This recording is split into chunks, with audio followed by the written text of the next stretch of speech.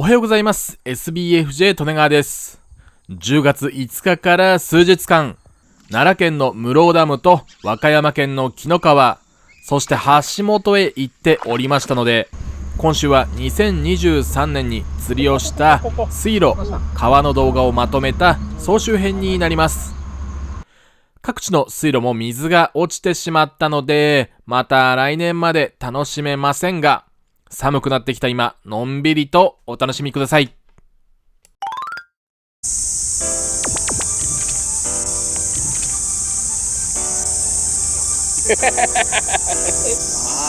みた。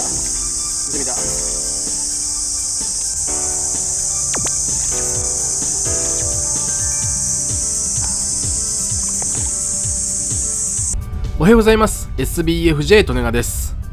埼玉県さいたま市にある交差した水路へ遊びに来ました。とはいえ釣りをするのは自然あふれる水路側です。こっち側の水路はかなり浅いので魚もいないことはないんでしょうけど、釣りとしては成立させるのが難しそうです。水路を眺めつつ歩いていると草が残っていることに気づきました。というのもここは去年釣りをしましたが、7月末だったのでそろそろ行政による草刈りが始まりますかね。やっぱ雰囲気あるよな、この太陽木漏れ日の感じ。裏も水路流れてて木漏れ日の感じで全部雰囲気がいいのでどこで竿を出そうか迷います。やっぱ流れ強いんだよな。よどんでるっちゃよどんでるけどできるかな。やってみるか。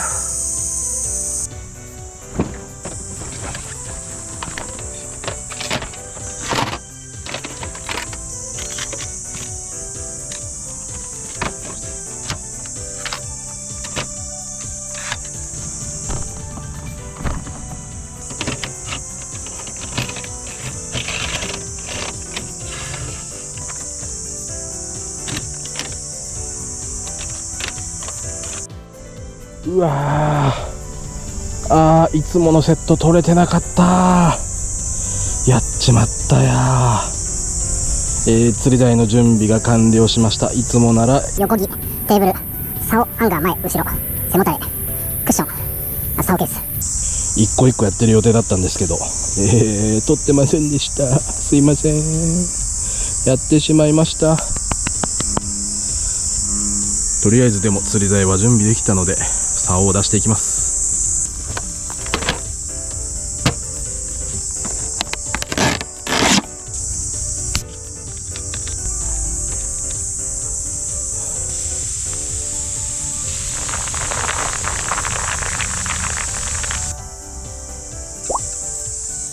竿は風切りの12尺にしてみます。すぐそこに背びり出して鯉が、今尻びれが見えてますね。土管のところです。鯉がジュパジュパしております。大変恐怖でございます。竿の口線を外してとりあえずグルテンボールに置いときますが、その上からシンベラグルテン底50、芋グル25、綿グル25をダイレクトに投入。美味しい水は水汲みバケツを、すげえタイミングでパコッとちっちゃくなった。美味しい水は水汲みバケツで確保。グルテン作ってコンパクトタオル給水しますか。コンパクトタオルを給水。おっと、汲んだ水を入れようとした瞬間、ようやく気づきました。現地の利根川気づいてくれました。竿線がグルテンまみれにならずに済みました。セーフです。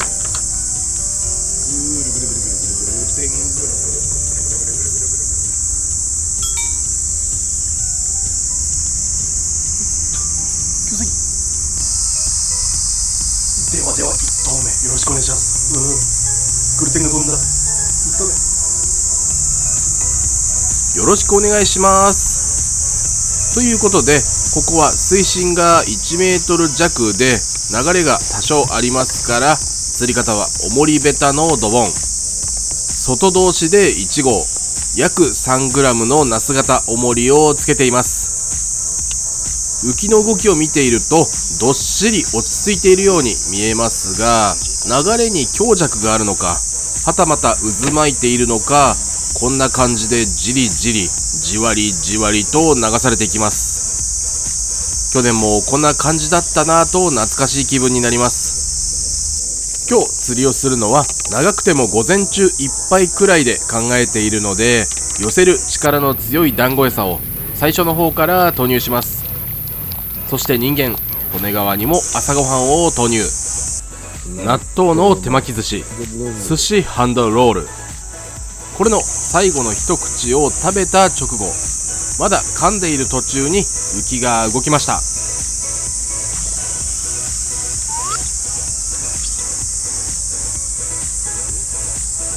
流れで転がってきたのか、ただの枝でした。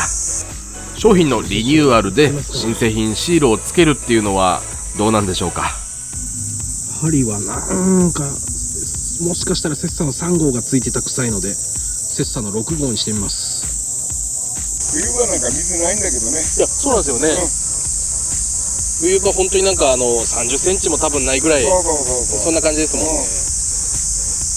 この時期だけのなんかこのなんか水があれがね入っててでもお邪魔しました。あ、いえすいません、ありがとうございました。また見させていただきます。今後ともよろしくお願いします。はい、はい、じゃあお気をつけて、ありがとうございました。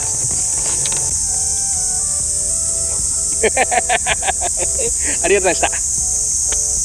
さて、カメラは浮きに場面が映りまして、水面に映るおっちゃんとブクブクブクと浮きの周りにあぶくが出ています。魚に限らず生き物が寄ってきた証拠ではありますが、こういう泡の時は怖いですね。正直恋の気配を感じますが、それより怖いのは今動画を編集している今ですよ。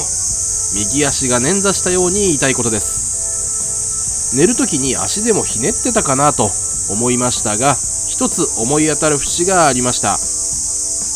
この痛み、ここ 2,3 ヶ月ぐらいの間でもう少し弱い痛みが右足ではなく左足に出てたんですよね。ずっと頭をよぎっていた病気があります。いや、でもですよ、親指の付け根だったり小指の関節とか、末端が痛くなるって言うじゃないですか。どう考えても足の真ん中なんです。だとすればその病気は違うと言えるでしょう。ですが自営業になって7年ほど経ちますが、昔やった健康診断では尿酸値が10を超えていました。それ以降も生活を変えてはいないので、数値は改善されていないことでしょう。見て見ぬふりも限界か。少し前には流行り病にもかかりまして、 4,5 日は食事もできませんでしたが、それで痩せたり改善するほど甘くはないようです。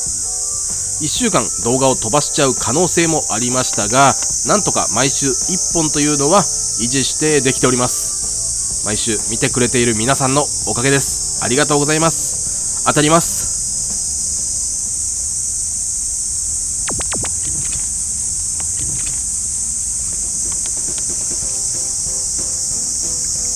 よし。ちっちゃいけど一つは一つ。これちっちゃいの極みですが、ヘラブナさんじゃないの？ちっちゃいけれど、ちっちゃくて分からんけど関係ねえや。釣れて嬉しい。ちっちゃくたって嬉しい。ちっちゃすぎる。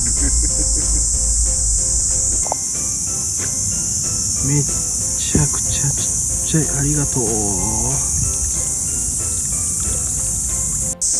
ブクブクしているのは恋かもしれないなんて言っておきながら、小さな船が食ってくれました。これはその次の一頭ですが、あぶくが出ていた理由、正体が判明します。正体がわかるだけで食ってはいなかったので、合わせる直前までスキップしますが、やっぱり餌に寄ってました。さてさて皆様、正体を予想してみてください。って言っても何もヒントも何もなければ全く見当つかないと思いますので、魚の色をお伝えします。黄色です。あと鳴き声がちょっと特徴的です。さあどうでしょうか。こ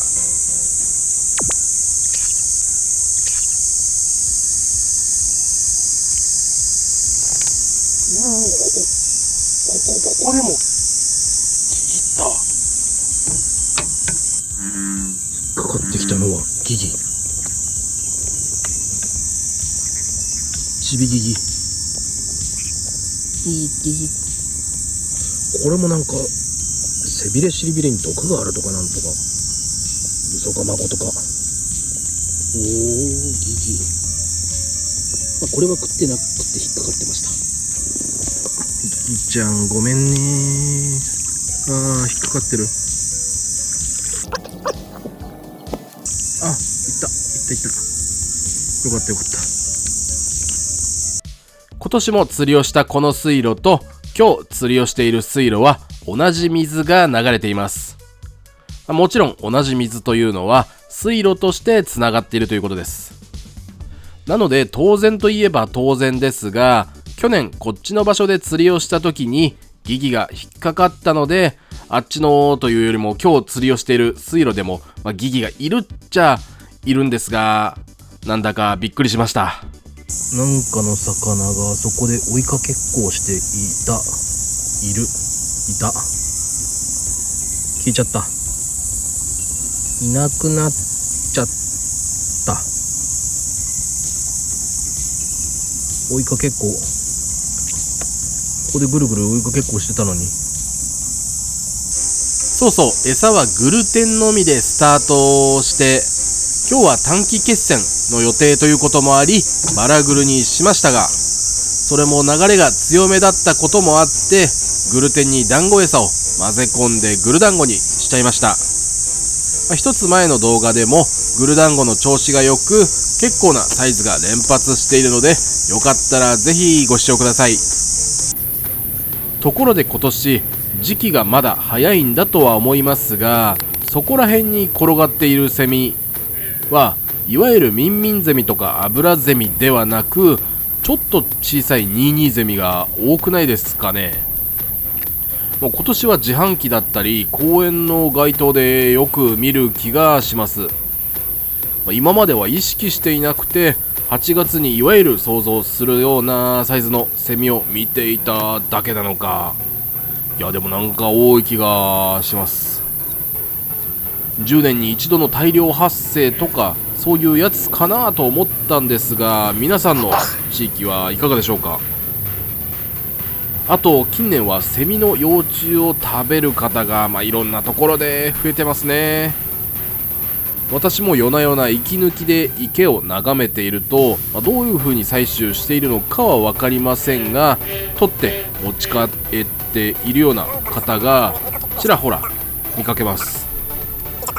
私はできれば食べたくはありませんが、世の中が食糧難になったら雑草を食べたり鯉やフナを食べる日が来るかもしれないので、その時はその時で強く生き延びるつもりです。そんな世の中が来ないことを祈ります。ミンミンゼミだ。ゼミだ。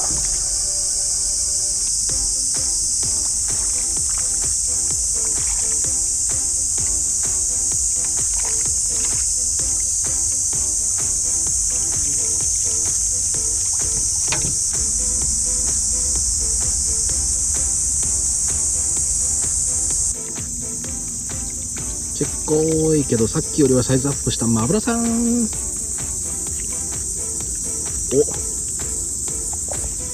し、ちょっとサイズアップしたから次はもっとサイズアップするといいな。 Thank you。 うまいオレンジジュース、ポンジュースが恋しいな。昔15年くらい前にポンジュースってコンビニで売ってたと思うんですが、最近は全く見なくなっちゃいました。あったら買うのかと聞かれたら、さっき痛風になったとお話しした通り、そんなものを飲んでいる場合じゃなく、体をいたわるべきなのかもしれません。常に捻挫したみたいな痛みでまともに歩けないのは本当に困ります。野釣りもまともにできなくなっちゃうと思いますし、困りました。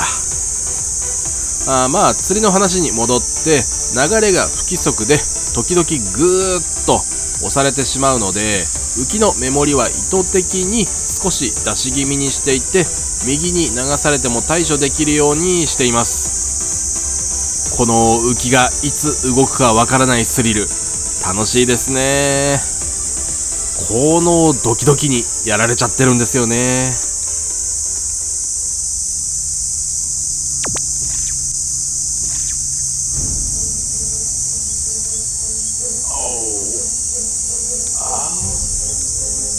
何でしょうか、全く上がってきません。ですが、何か枝とかそういうものに引っ掛けた感じではなく、コクンコクンと魚が顔を振るような生き物の気配を感じます。気づけば手前に来てしまいましたが、亀とかだったらあげられるはずなので、おそらく鯉でしょうか。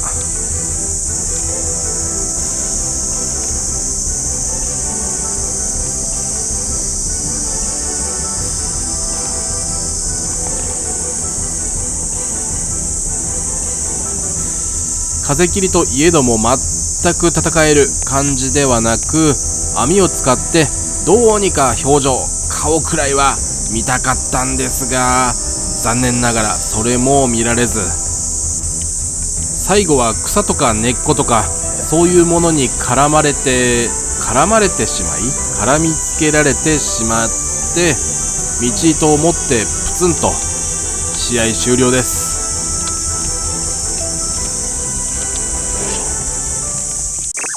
やっぱりあれだけの水を濁らせてしまうと、魚の警戒心が高まってしまうのか、10分20分と反応はなく、ようやく30分後に反応がありましたが、これが笑っちゃうようなオチでした。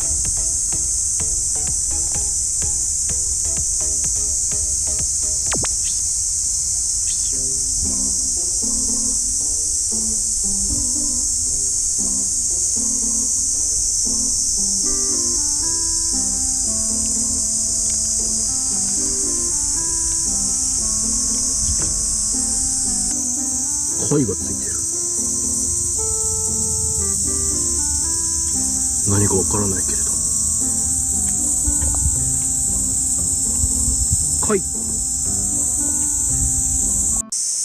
私の記憶では午前中いっぱいは日陰のイメージでしたが、太陽が隠れているのは午前中いっぱいどころか9時まで持たなそうです。最近本格的に暑いので、ある程度のところで撤収しましょう。座ったまま片付けられるところを片付けたら、台を拭いてきれいにしてから収納します。台についた餌は後になると固まっちゃうので、早めのお掃除がおすすめです。今日もいろんな魚が遊んでくれたので楽しかったです。こういう自然がそのまま残る水路、いつまでも消えないでほしい。ということで、ここまでご視聴ありがとうございました。評価ボタンを押してからこの動画を閉じてくれると嬉しいです。ではではの前にチャンネル登録もよろしくお願いします。それでは今度こそまた次の動画でお会いしましょう。とはいえ37、8の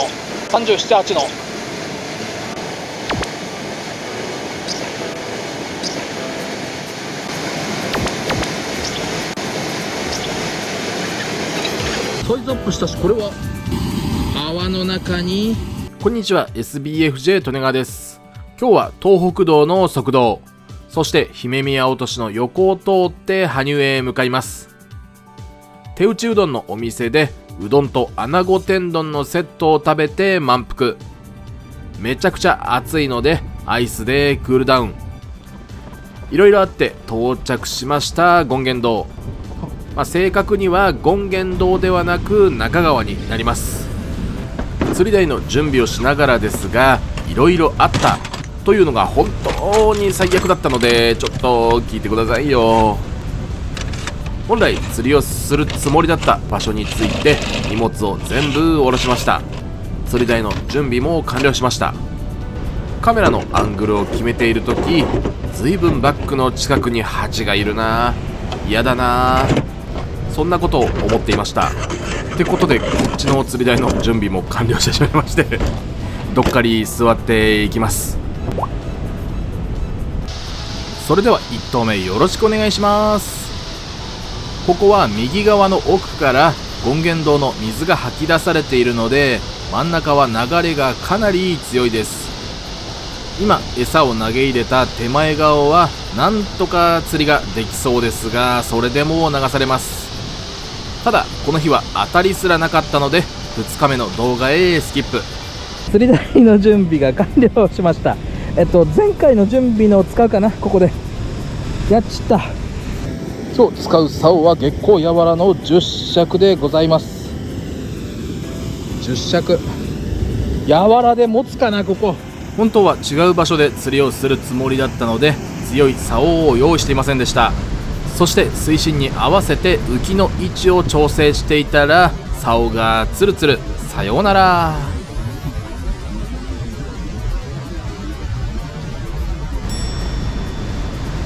針つけてなくていいけど竿を落ちちゃった取れるかな。網の縁で持ち上げようとしたらまた滑ってしまったのでガチッとロックするようにしたら救出成功。タオルできれいにしておきました。水汲みバケツで美味しい水を確保。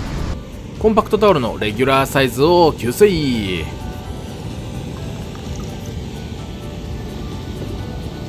ここは流れもあるし針は大きめで余ってるプロスト8号にします。餌は芋グル、綿グル、シンベラグルテン、そこを合わせていきます。ぐるぐるかき混ぜて吸水させたら今度こそ1投目。じゃあ1投目よろしくお願いします。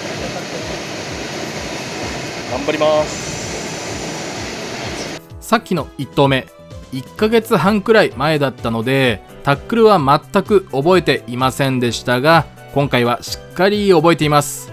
なんといっても数日前の話ですからね。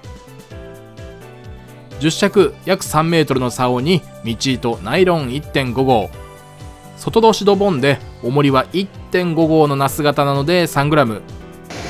動画をご覧の通り竿の色が変わり向きが変わっています。というのも10尺で1投目を回収したところ水がよどんでいるせいかゴミに引っかかりました。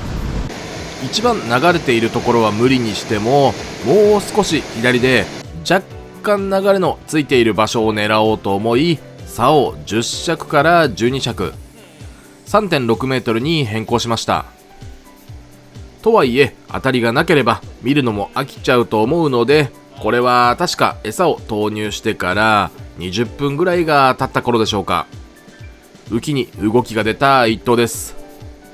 浮きの下にある泡がスーッとゆっくり晴れていくと同時に動きます。殺手放水路も一応この下流になるじゃないですか。そこでも一応その当たりなかったとはいえ37、8の37、8のおお、なんだ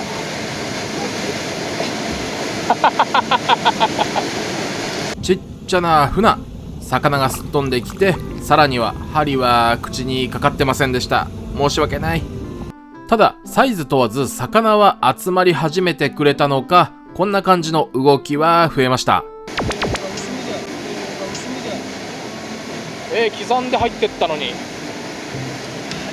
これなんかは水に押されていた浮きがずーっと上に上がってきたと思ったら少しだけ入ったので、めちゃくちゃ修行になります。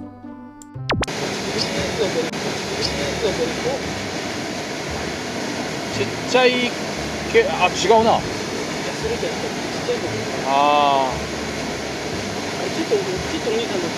そうですね。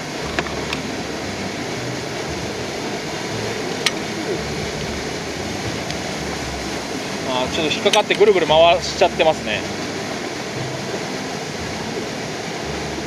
来てんのかな。し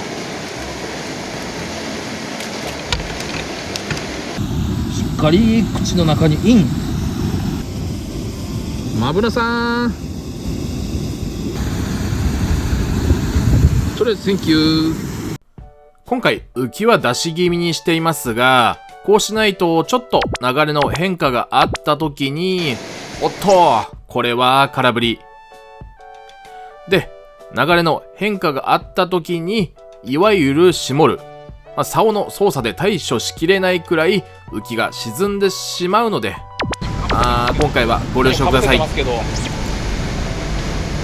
れは、いやしかも外れやがった。仕掛けまで絡んでかせやがった。仕掛けが絡んじゃったようで絡んでないかな。いや、絡んでる。仕掛けがほどけました。少し癖がついてるときは糸をピーピーピーピーちょっとこんな感じでしごくと熱を若干加えるイメージでやると戻りますが、あまり細い糸の時はおすすめしません。あと勝負がかかってる時の糸もやるのはおすすめしません。短い方もキュッキュッキュッキュッキュッと。仕掛けのよれも取れて、冒頭の鉢の話に戻りますが、釣り台の準備が終わってどこからカメラを出すか決めかねていたら、バッグのすぐ近くに蜂の巣がありました。巣の直径はだいたい10センチくらいで、シャワーヘッド型なのでおそらくアシナガバチ、一番毒性が強いと言われているアシナガバチなので最悪です。皆さんも釣りをする際は近くに蜂の巣がないか、もうこの時期からできてますから用心してください。秋口だともっと攻撃性が高かったと思うので、この時期で助かったと言うべきか。私はというと、1メートルもない場所に蜂の巣があると考えただけで釣りはできないので、そーっと荷物を離れたところまで回収して収納しました。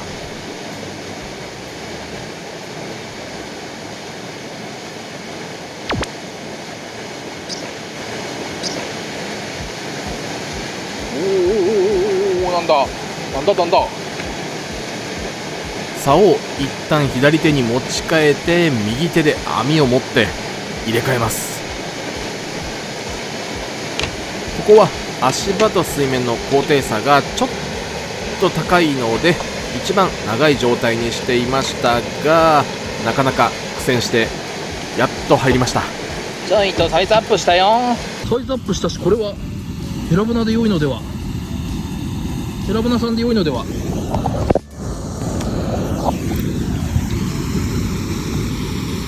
ほどほどサイズのヘラブナさんで良いのでは。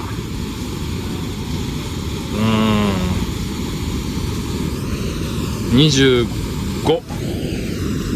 よいしょ。泡の中に、ありがとう。いいとこでズームしたら、変なロックされちゃった。ありがとう。竿を変えた後、少ししてから静かに団子の底釣り進化をつけ始めました。もともと魚は集まっているであろう場所ですが、大小問わず寄っているようです。残念、このマブナちゃんは食っていませんでした。ごめんね。そしてこれは右隅に映る浮きが刻んだ動きを出したにもかかわらず、残念ながら空振りでした。そういえば今朝のお話、ビデオカメラの中には録画をするために記録メディア、いわゆる SD カードとかマイクロ SD カードを入れる必要があります。今日家を出るときにあれと思い出したようにカメラの中身を確認したら、浮きカメラと風景のカメラ両方ともカードが入っていませんでした。いつもは事前に確認を済ませているんですが、ゾッとします。恐ろしい。一応その辺は定期的に買い替えていて、古くなったものを予備としてバッグに入れてはいるので、取れなくはないんですけど、容量が小さかったりするので全て対応しきれないかもという感じで、忘れずに済んでよかったです。車に入れっぱなしの道具というのは基本的に忘れませんが、カメラは電池を充電してパソコンに転送しなければいけないので、毎回家に運ぶ必要があります。昔浮きのカメラを忘れたこともありましたが、バッグにひとまとめにするようになってから忘れることはほとんどなくなりましたが、気をつけます。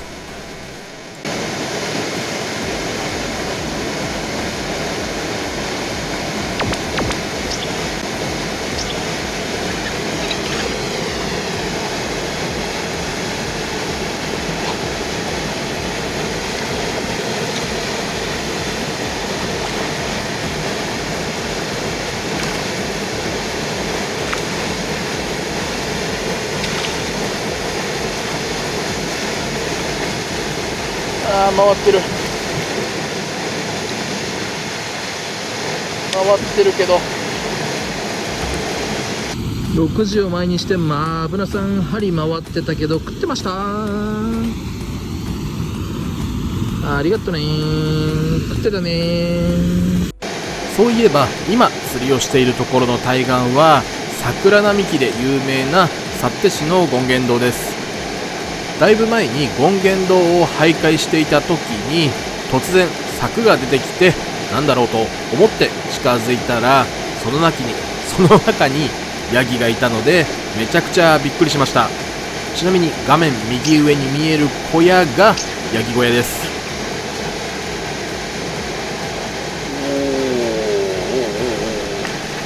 ガッツポーズをしたような、仕掛けたような、そんな状態ですが笑っちゃいました。食ってるけど、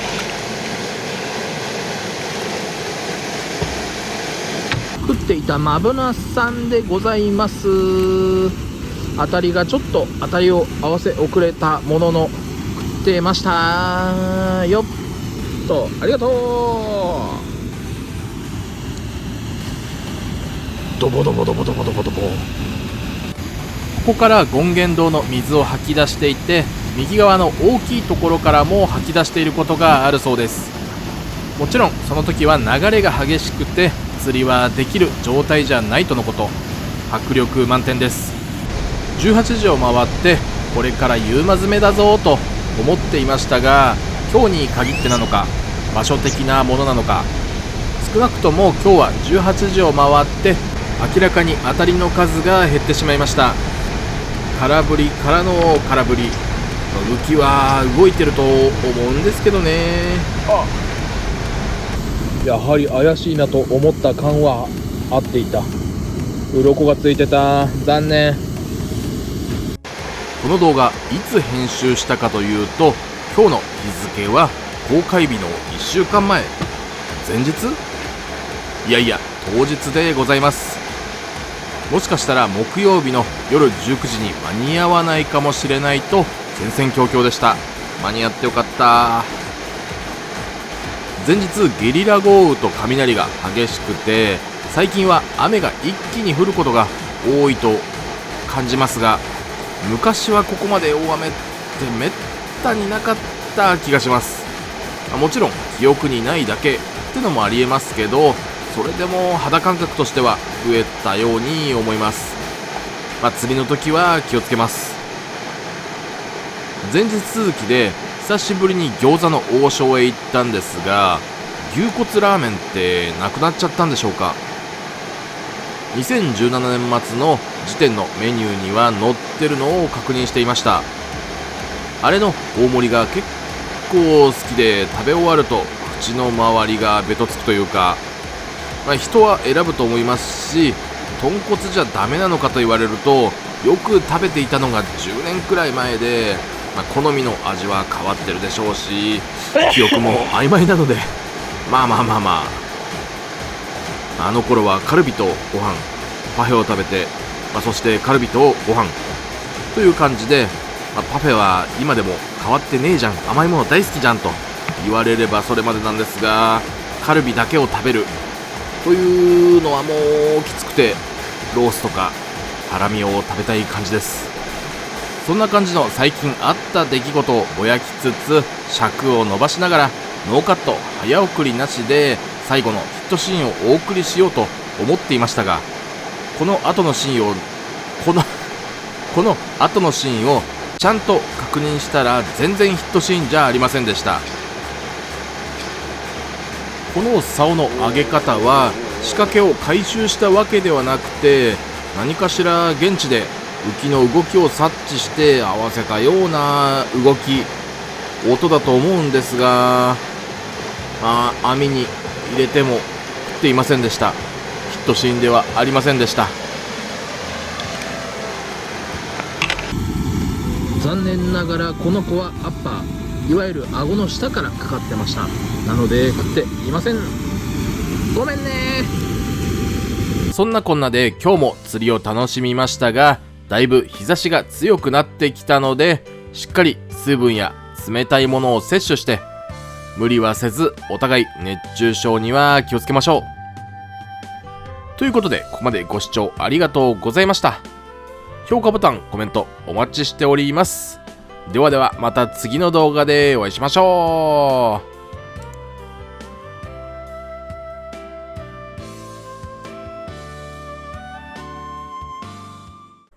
前回までのあらすじ。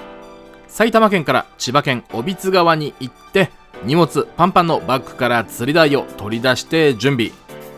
23尺でスタートするも藻に潜られまくるので、午前中は大苦戦。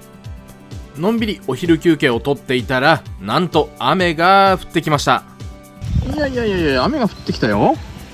ひゃー。この雨によってどうなるか分かりませんが、今日利根川の釣果が増えていない理由は、魚の食いが悪いからではなく、藻に潜られるからです。確かに水流、流れが弱くて魚の活性はそれほど高くありませんが、地元のおっちゃんは10個、黒岩さんも5、6個を仕留めています。開けた場所ならひたすら耐えていればいいんですが、技量不足と言われたらそこまでですが、竿持ってくるのを失敗したなと思ったけど、21尺は強い竿を持ってなかったです。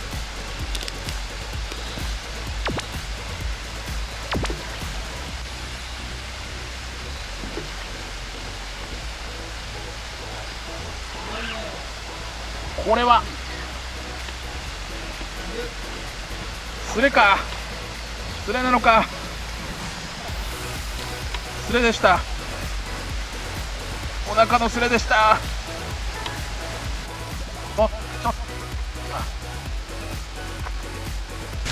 せっかくなんかいいサイズなのに。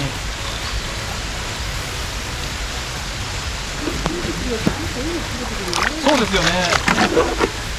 すれてくるのに限って網にこれですもん。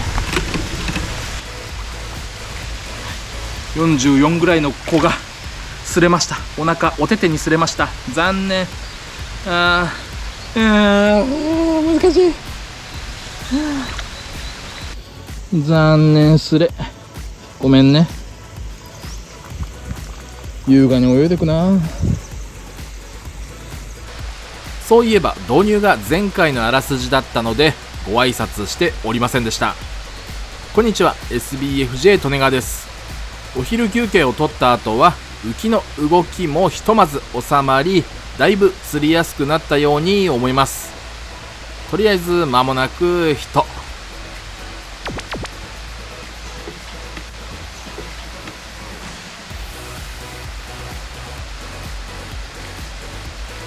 またか、また潜られてしまうのか。さすがにこれだけ立て続けに潜られるともう半ばやけになってしまいます。大変お行儀の悪い竿の扱い申し訳ございません。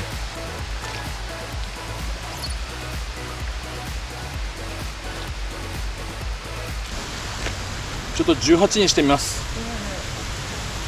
状況も変わったので。竿暁18尺に変更しました。餌の玉っころをつけて18尺なので下から投げていますが、なぜか回収しました。きっと変な方向に行ったんじゃないかと思いますが、正直にお話しするとこの時のことなんてなんでか理由は覚えておりません。ただ18尺 5.4 メートルの竿にして3投目ではありますが、いきなり浮きがひょこひょこと怪しい動きをしております。いやー、さっきのあれで合わせちゃってもよかった気はしますが、割とずっと動きっぱなしなので利根川もう疑心暗鬼になっちゃってます。皆さんなら合わせますかね、それとも待ちます？いずれにせよ間もなくヒットとなります。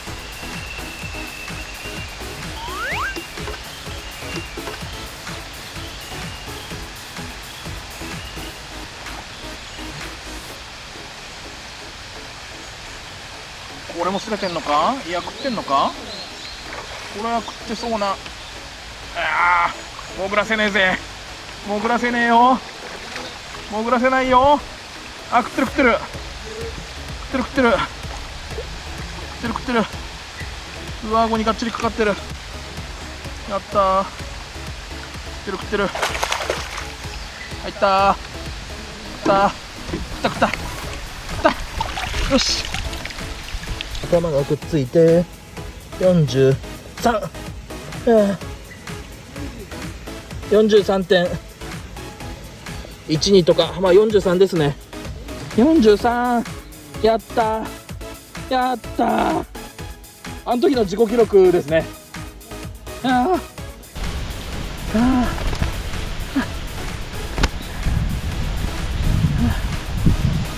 43、やったー。選ぶな。ありがとう。43センチ。ありがとうございます。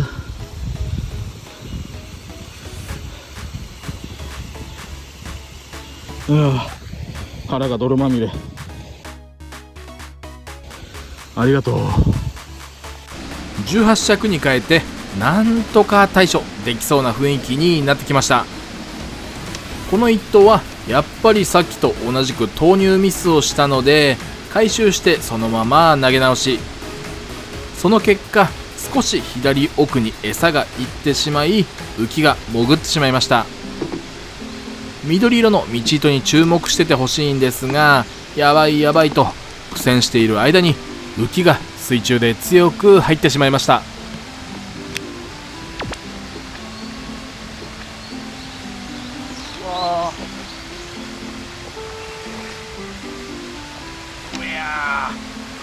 いやー、よいしょ。はいいや、もうそのぐらいのあれで引っ張らないと潜り込まれる悔しさの方が。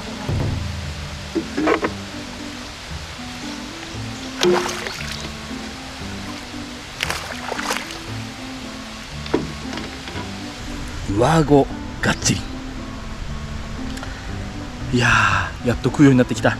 18でパワーファイトしないとダメだ。ここを持ってこなきゃいけないのマジできついんですよ。これもうほぼ表層ですから、上をパーって持ってきて、あそこも、今18がこの辺なので、こっちに行かれないようにぐわーっと、23だとギュイーンって行かれるんで、ここぐわーっと持ってこなきゃいけない。無理ですよ。よかったー。妙なテンションでお届けしてしまいました。申し訳ございません。実はこの日この後宿泊する場所をお昼の休憩中に電話していたんですが、時期が悪かったのか民宿系は 3,4 軒営業していませんでした。海水浴シーズンに入ってから本腰を入れるとか、そういうところも多いんでしょうけど、まさかやっていなかったとはびっくりです。うりゃうわ、いや、そんなに正直そんなに食ってんのに食ってんのに草に片方引っかかってた。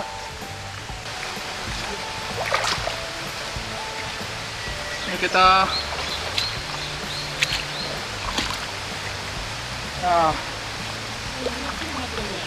そうですね、だんだん型が揃ってきました。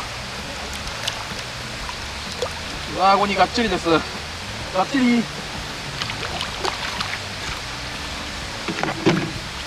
よいしょ。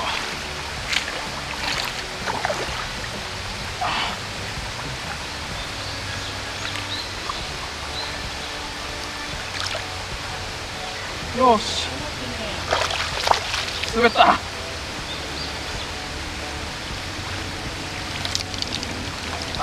いや気持ちいいですね。魚釣りってのは楽しいですね。素晴らしいですね。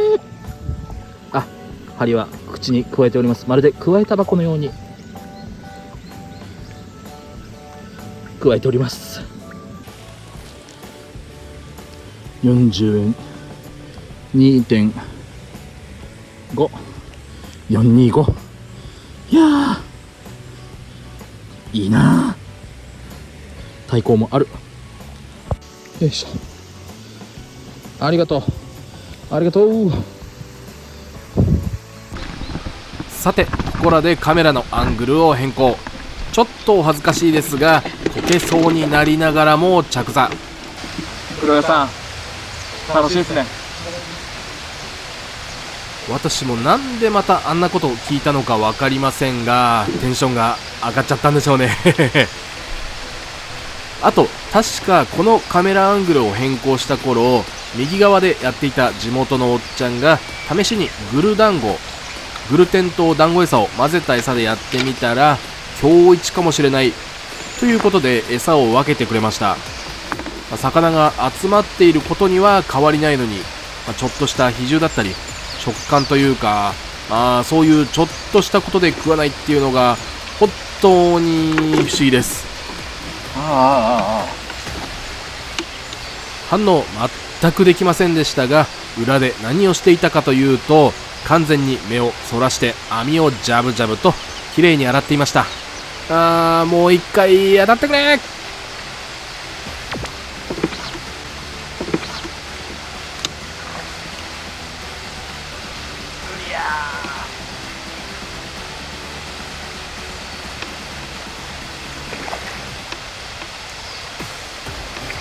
食ってる。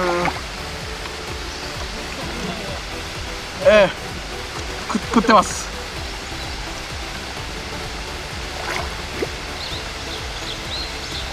うわ、顎にかかってる。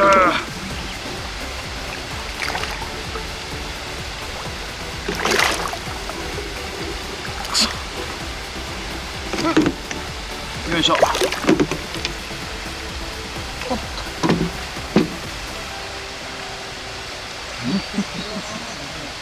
お、まあまあの出ました。よしよしよしよし。ありがとうありがとうありがとう。でもかっこいいですね。鱗も綺麗でいいですね。はい、どうぞ。測りましょう。はい、おめでとうございます。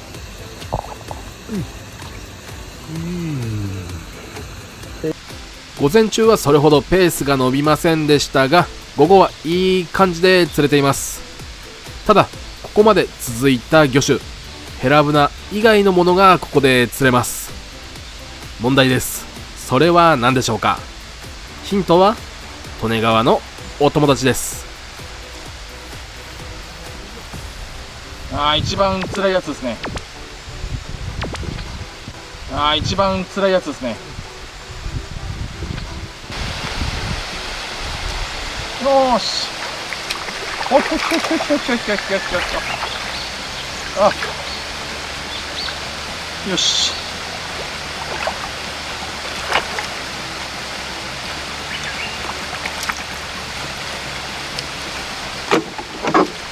食ってる食ってる。食ってるけどなんかマブナなような。言ってたけどマブナさんですね。マブナさんありがとう。マブナを挟んで次の一投。またしてもヒットはするんですが、ちょっと左奥に行ってしまい、竿操作でちょちょんとごまかしてることはさておき、最近ですね、久しぶりに納豆を食べたんですが、納豆ってうまいですね。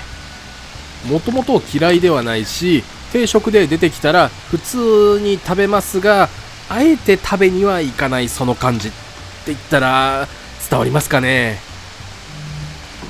至って普通のプラのパックに入った納豆を食べたらめちゃくちゃ美味しかったんです。新たな発見でした。そこからも派生するんですが、納豆についているからし、冷やし中華のからし、おでんのからし、とんかつのからし、このからしが昔はすごい苦手だったんですが、今はないと物足りなくなってしまいました。年で変わるもんなんですかね、好みって。これは食ったぞはい、そうですね、これは食った気がします。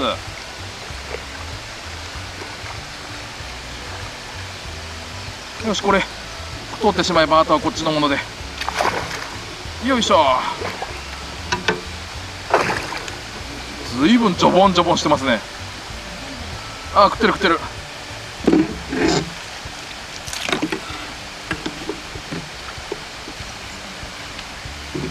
へえ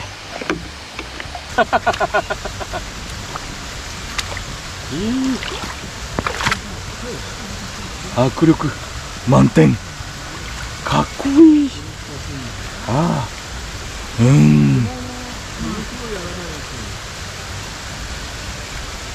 あ、ああ、これはそんなに臭かった。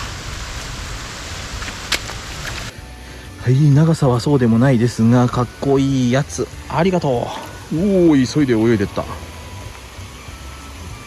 手が痛え。もう今回はパワーファイトですから、竿の一番下の部分が右手に当たって、そこがもう痛くてここまで来るのにグリップ手袋だったり、昔バイクに乗っていた時に革のグローブもしていたので、グローブ自体が嫌いってわけじゃないんですが、釣り中に装着するグローブは感触が苦手でして、絶対に装着したくないとなれば利根川の手を進化させるしかありません。といってもですね、今回は長尺かつ強引に引く必要があって、型も40紙が混ざる上にスレも数多く重なったということで、手には過酷でしたということにしておいてください。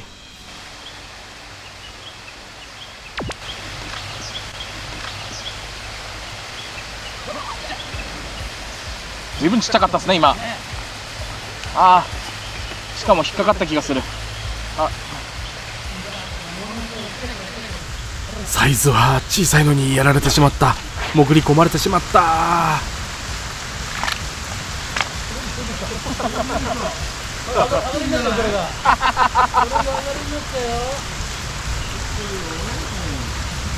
これが食ってれば、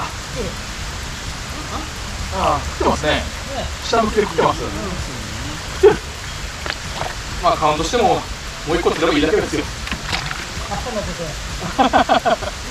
あの後出なかったんですよね。網に入れた魚の針を外していたら悲しい出来事が起こります。画面中央、餌を入れた白い餌ボールにご注目。多分ご想像の通りです。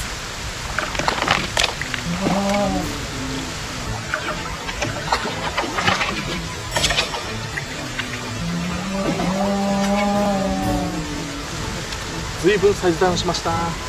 ありがとう。残りのグルテンや水を吸わなかった部分でなんとか釣りを続行していましたが、ここでヘラブナ釣りあるあるが起こりました。今回外通しドボンのナス型1号 3g だったので、重さがいい具合に効いて芸術的なほどくるくるしていました。台を裏返して足の水抜きをしたら、きっちり荷造りをして死に物狂いの撤収です。車を鴨川方面にひたすら走らせ、鴨川の海が見えてまいりました。沿岸沿いの道ではなく一本内側の道ですが、この街並みと雰囲気がいいですね。今日はいろいろ苦戦をしましたが、久しぶりに数が釣れて大満足。そして本日泊まる場所に到着しました。車を止めてチェックインを済ませたら、ひとまず部屋で一服です。黒岩さんがたくさん釣っていたので、美味しそうに勝利のタバコを吸っていました。お風呂に浸かってから晩ご飯。すべての刺身がレモン風味だったのは、まあご愛嬌か。ご飯と味噌汁は美味しかったです。深夜の一歩手前、自販機に飲み物を買いに来ましたが、フロントがとってもいい雰囲気でした。5時に起きて別室で朝ごはんをいただいたら、のんびり海を眺めながら雑談してチェックアウト。帰りの途中、道の駅によって昔ながらの梅干しを買ったんですけど、帰ってから一口食べて体が震えましたね。常温保存できるものだったので、そらそうですよね。これは同じ場所で買った草餅、至って普通です。千葉北インターから国道16号線でひたすら埼玉方面へ。日中なので本当にのんびりです。どっかで道中食事ができないかと思って店を探していたら、定休日か閉店か大混雑していたので、結局地元で王将の餃子を食べました。ごちそうさまでした。ということで、ここまでご視聴いただきありがとうございました。次の動画を見る前に評価ボタンを押していってくれると嬉しいです。ではではまた次の動画でお会いしましょう。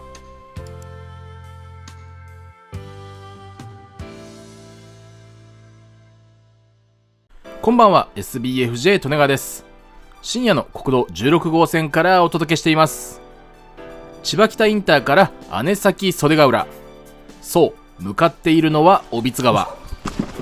荷物を担いでエッサーホイサー。まだ薄暗い道を突き進んでいきます。昼対策、虫除けスプレーも全身に振って、長靴、手袋をして、ここももちろん前も閉めて、あっつーあっつー。今日は荷物を厳選かつ詰め込んできました。食料、麦茶1リットル、撮影機材、釣り道具を取り出してから初めて釣り台にたどり着きます。釣り台は銀閣のスリム。ヘラブイと一緒に買ったので値上がり前でしたが、懐は相当痛みました。ずっと使っているスーパーが 5.6 キロに対してスリムは 5.3 キロ、300グラムも軽くなりました。いや、あれ 1,2 キロ減ってるのかなと思ったら全然軽くなってないんですね。まあいっか。釣り台の準備が完了しました。名前のステッカー、完全に自分専用の名札です。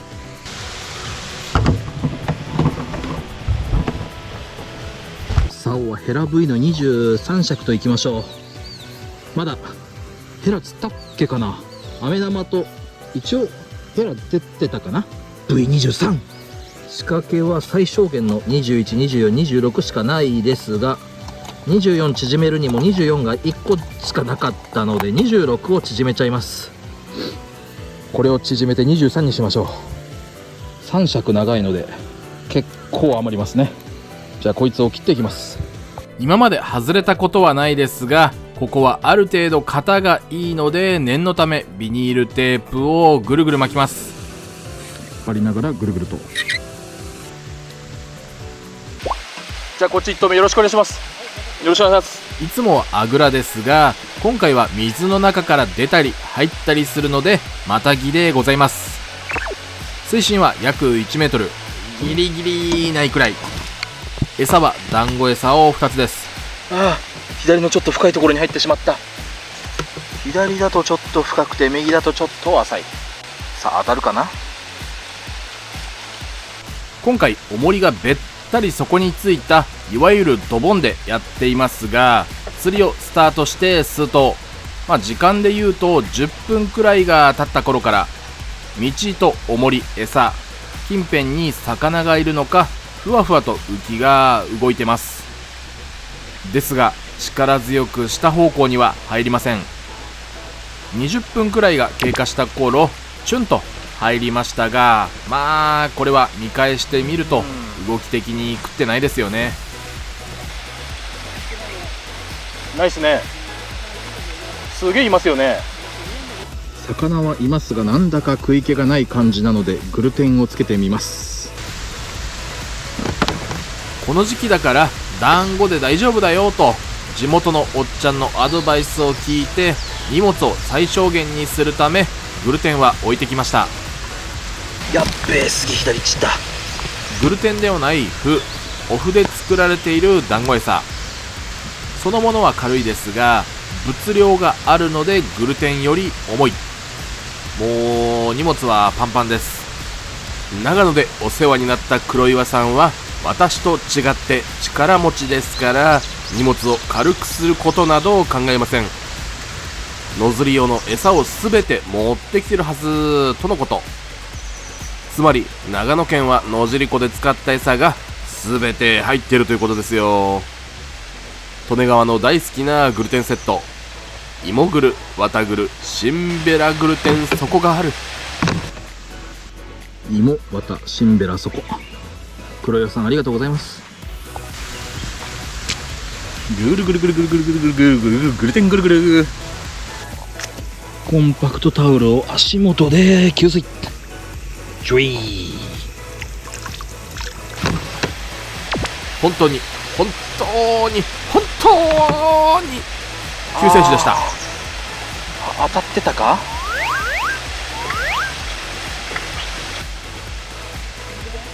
グルテンですね。前回ここで釣りをした時に得得した極意は、沖で浮かせてスーッと持ってくる感じでしたが、藻に潜られて待ってれば魚が出てくるというのは今の藻の濃さだと無理でした。全く出てきません。引きこもりです。沖がどんな状況なのかというと、撮影したものがこちらです。23だとギュイーンっていかれるんで、ここグワーッと持ってこなきゃいけなくて無理ですよ。どうにもこうにもダメだったので立ち上がります。 2,3 分経ってしまったこともあって、もう最後は道糸を持って引っかかったハリスが切れてくれることを祈ってプチッときましたが、どうでしょうか。切れちゃったかもしれないですね。残念。何の感触もありません。地元のおっちゃんも釣っております。ああ、こんな人が。ちょっとあれですが、20センチほど仕掛けを詰めます。ちくしょう。この一投は当たる直前までスキップしますが、合わせた後魚が乗ります。その後藻に潜られずに戦えるのでしょうか。竿の尻、竿の末端ですね、そこにぴったり重りが来るよう仕掛けを作っていましたが、さっきご覧いただいた通り20センチほど詰めちゃいましたから、まあ結果はどうぞご覧ください。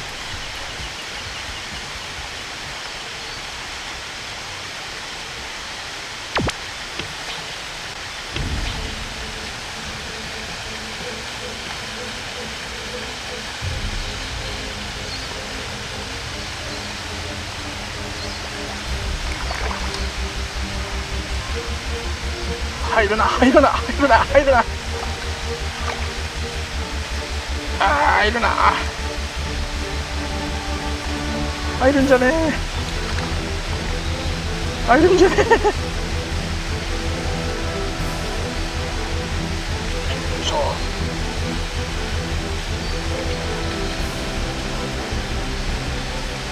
入った。針が下向きでかかっております。30センチちょいのヘラブナさん、ありがとうございます。よいしょ、ありがとう。泳いでたかな。本当は見えていません。一時はどうなることかと思いましたが、釣りを開始してから約1時間で釣ることができました。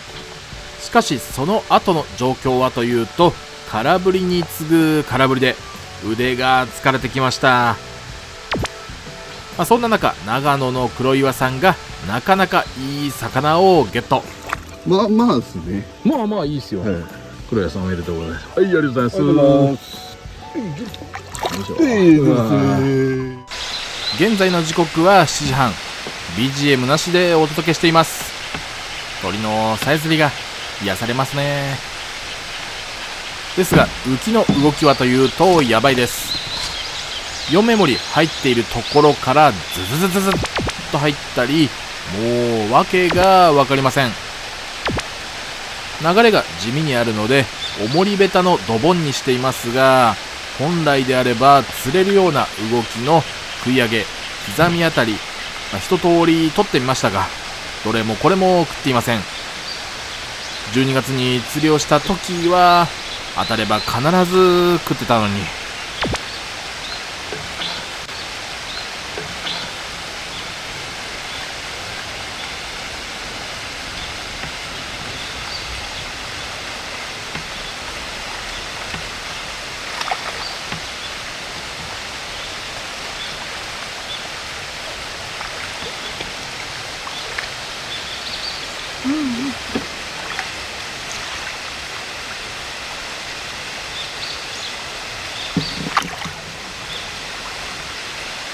おい、これはアッパーかい？アッパーなのかい？アッパーなのかい？網に入れてから確認しようと思っていたら針が外れてしまったので、顎の下から針がかりしていたアッパーとしておきます。残念、ごめんね。水ぶっかけてきやがった。当たりきりになってしまうのでハード3ビッグをつけてみます。これにケースに入れて持ってきました。ハード3ビッグ、どうだろう。力玉ハード L が発売されてお役御免の廃盤となってしまったハード3ビッグをつけてみました。これがですね、両団子をやっていた時と同じような全然食い気のない感じになっちゃいました。片方がグルテンだともっと興味を示すんですが、色としては同じ白い色なのに不思議です。別のところで釣りをした時の話にはなりますが、ボソボソと柔らかいグルテンを比較して使ってみましたが、心なしか柔らかい方が食いが立っていたような気がしたんですね。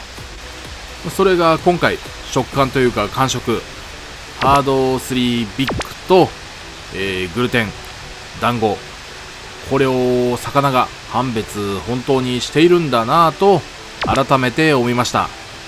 力玉でもダメだったし、グルテンでもなんかこんな動きじゃ難しい。そろそろ床休めした方がいいかもしれません。い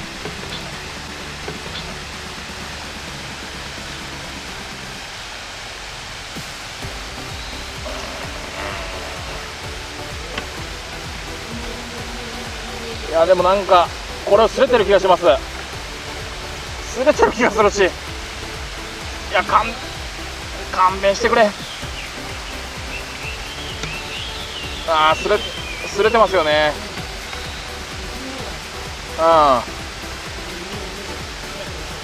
そうですよね。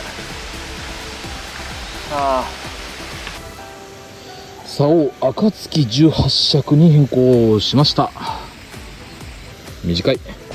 魚を沖で浮かせるというセオリーが通用しないので、とりあえず今日持っている一番短い竿、島の暁18尺で魚がかかった瞬間、そこから強引に引いてみようと思い、水深に合わせて浮きの調整をしつつスーッと押してみました。ですが全く反応がございません。グルテンでも団子でも同じでした。手前に水草が生い茂っているとはいえ、さすがに近すぎたのかもしれません。おやつに値引きされたフレンチトーストを食べていたら黒岩さんがヒット。8だ。おお、 8、ほら、4パチある。島の合作21尺で仕留めた48センチですが、この直前に悲しいことがありました。うわ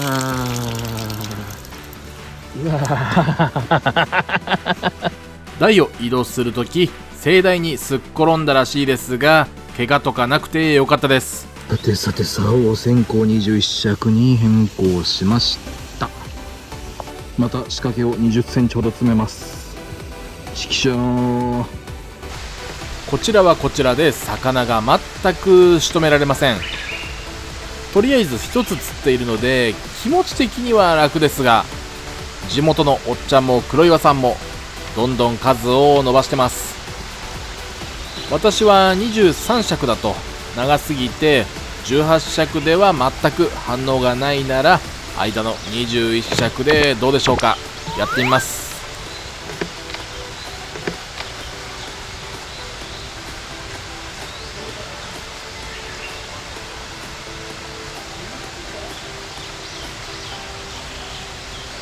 食ってそうな動きですけどね。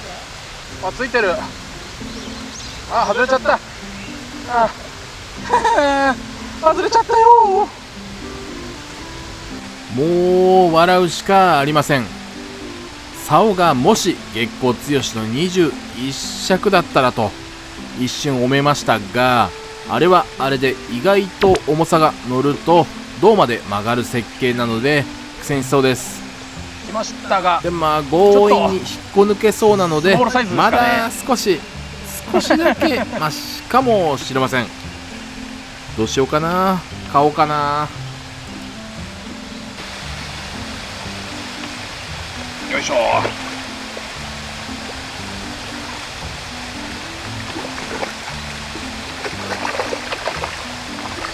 よし、抜けた。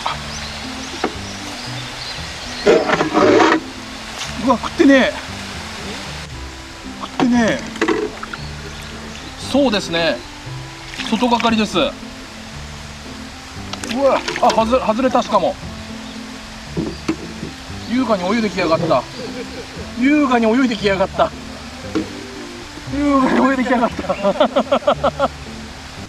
踏んだり蹴ったりでしたが、これは食いました。やっと食いました。今まで時間を忘れて釣りをしていましたが、時間は何時でしょうか。なんだかんだで11時57分。まだお昼です。この時確か地元のおっちゃんが切りよく10個、長野の黒岩さんが5、6個釣ってたはずです。利根川は1つ釣って、これがようやく2つ目。先が思いやられます。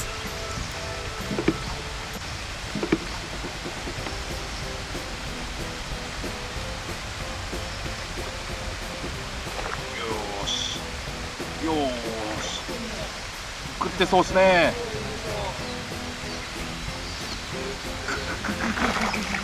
よし。よし。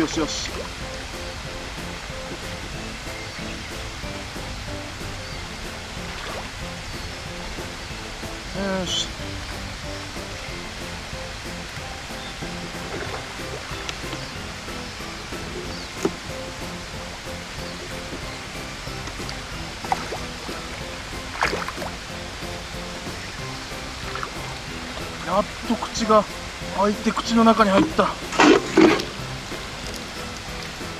さっきまでもうアッパーって分かるかかり方してたんで、両グルーとしっかり口の中にかかってますよ。やっと2個目。くっさ。はい、ありがとう。泳いでった。ありがとう。ちょうど12時ということもあり、ここらでお昼の休憩をしつつ、ちょっと長めの床休みをします。ここは昼の問題もありますし、寝っ転がるわけにはいかないので、そこら辺に腰をかけて休憩。もちろん虫除けスプレーを大量に吹きかけます。ということで、ここまでを前編とします。チャンネル登録をしてお待ちください。ここまで藻に突っ込まれすぎてモヤモヤしていたかもしれませんが、後半もちょっとは突っ込まれますが、利根川覚醒します。ということで、ここまでご視聴ありがとうございました。それではまた次の動画でお会いしましょう。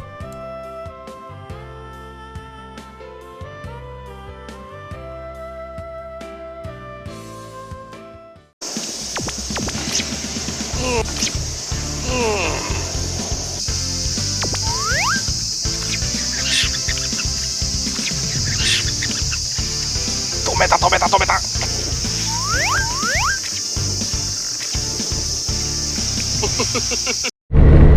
暑いエアコンが効かない。ジムにエアコン効かないよ。暑いよ。そんなことを車内で叫びながら川沿い、トンネルと車を走らせ、自然あふれる素敵な田んぼ道です。ということで、こんにちは。 SBFJ 利根川です。午後は日陰になる水路にやってきました。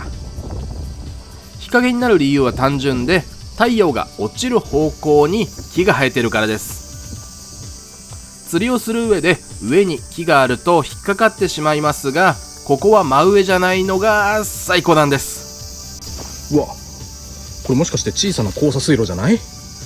これ上ここ側溝が通ってて、でっかい川が下流れてて、しかもこっち側も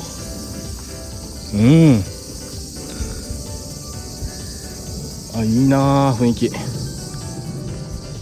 右裏手には学校がありますが、さすがにこの暑さもあって誰も外にはいない様子でした。子供の頃網を持って遊んだような細い用水路が流れている先に、今日は釣り竿を構えることにしましょう。マイガー。台を開けました。録画開始した記憶はあるんですが、本体が熱を持っていたのか理由は定かではありませんが、録画されていませんでした。もしくは録画開始した記憶を自ら捏造しているのかもしれません。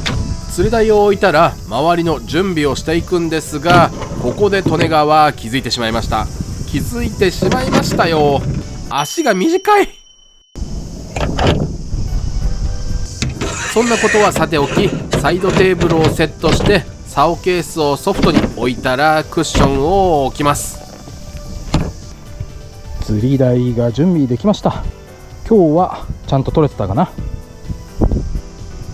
ちょっと流れが渦巻いてるので、正面何尺かな、7、8、9、10ぐらいでちょっと狙っていきますが、こっちからの風がちょっと強いんですよね。あと流れも渦巻いてるんで地味に強そうです。頑張ります。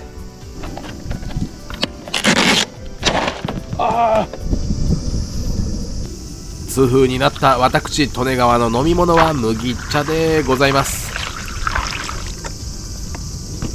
いただきますうめえ。コーラじゃなくたって麦茶がうめえ。会津の友達が送ってくれた甘いもの、いただきます。そのまんまチーズそのまんま入ってる。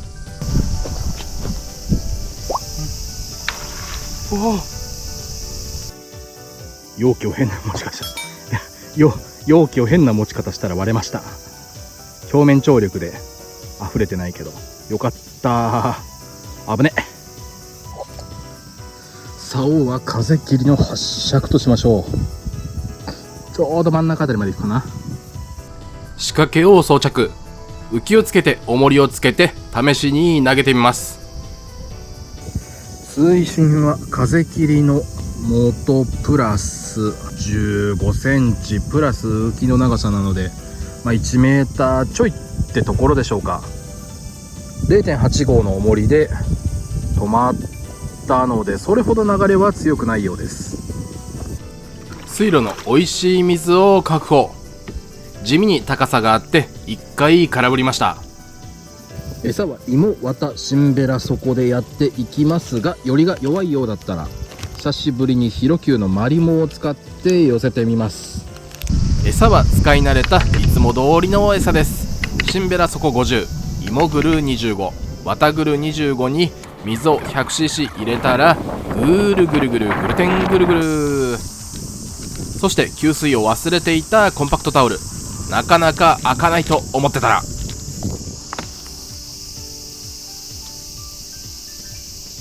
コンパクトタオルホールインワン。まだゴミを捨ててないのでゴミをポケットに入れてギュイーッと、はい、コロコロコロコロコロコロって入ってたくだらねえよ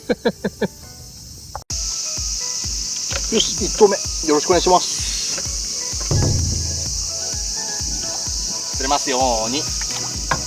はい、ズームズームズームズームするぞ、ズームするぞ。6倍速じゃないな、ぐらい、5倍。よーし、スタートしました。本日もよろしくお願いいたします。右からの風がちょっと強いですが、流れは左から右に行ってんのかな、なんだかそんな感じがします。あぶくは出てるので生き物はいると思います。いきなり食っちゃうなんてことは多分ないでしょうけど、ちょっとそんな淡い期待もあります。待って待って待って、テンション爆上げなんだけど、見えるかなこれ。あそこ見えます？すっげえ稚魚いるんだけど、ハリコがいっぱいいる。こうするとコンクリのあたり見えるかな。うわ、自然が残っていいですね。たまりません。いや、もしかしてこれ変更グラスかけない方が見やすいかな。うわ、すくいたいけどこれすくったらちょっとモラル的にダメですね。諦めよう。すくえました。網ですくうのはちょっとかわいそうだなと思ったんですけど、桶でバッてすくったらすくえましたよ。ハリコだ。何のハリコだろう。おー、いいな、自然あふれる水路だ。実際口細とかそんなもんか。そんなもんだと思います。船かな、わかんないですけど。ごめんね。よいしょ。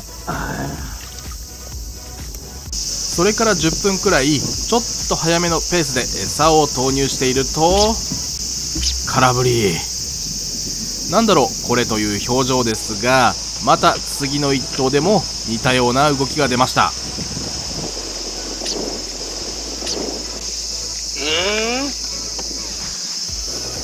なんだろう、持ってってるんだけどな。そんな空振りを何度か繰り返していると、数分後正体が判明します。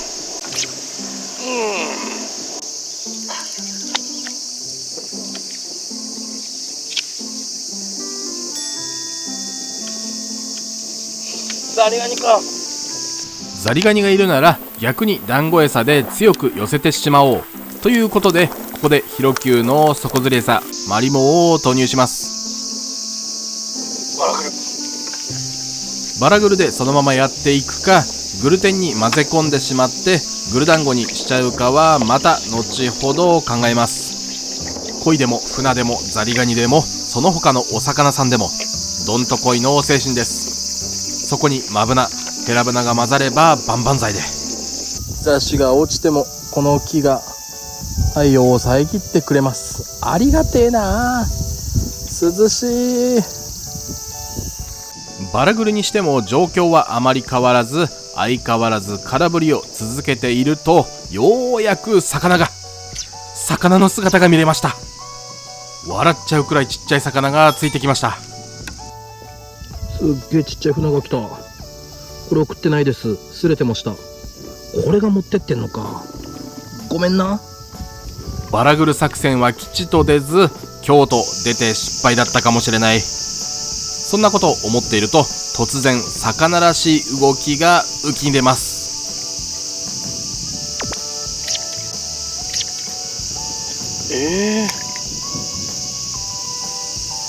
うわー、ちゃんとしたサイズの鱗が擦れてる。引っかかってる。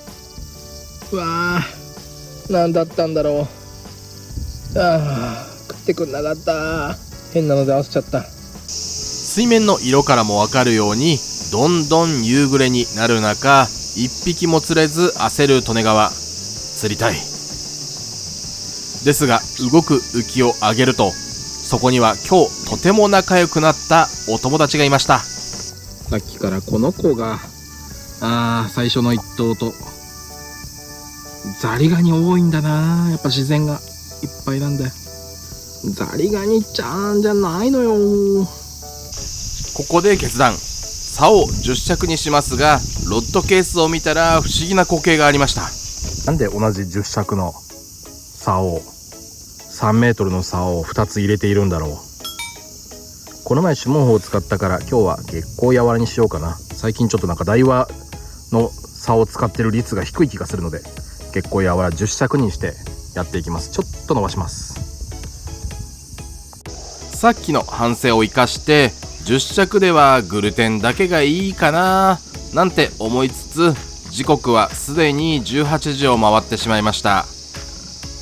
良い子の皆さんは気をつけて帰りましょうと放送されましたが、利根川は悪い子なのでもう少しだけやってみます。10尺にしてから4分が経った頃、早速浮きが動いたので、正解は10尺かと小さくガッツポーズする利根川をご覧ください。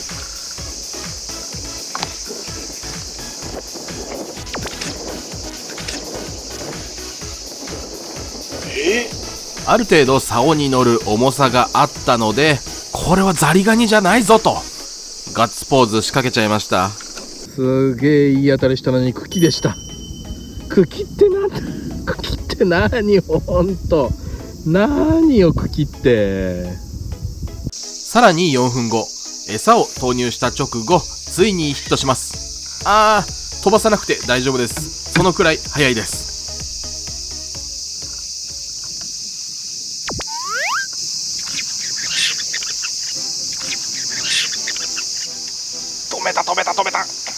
止めた。おい。船確定。いや、乗されるかと思った。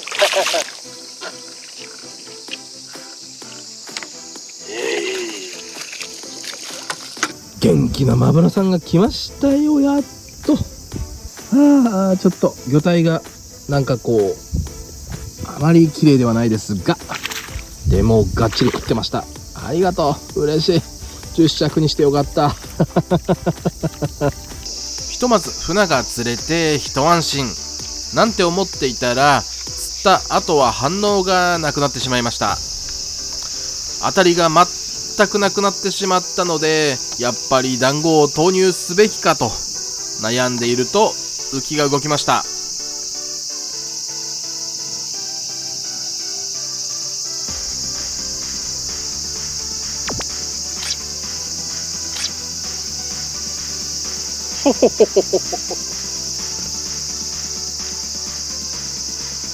またザリちゃんです。腕なのでスレですね。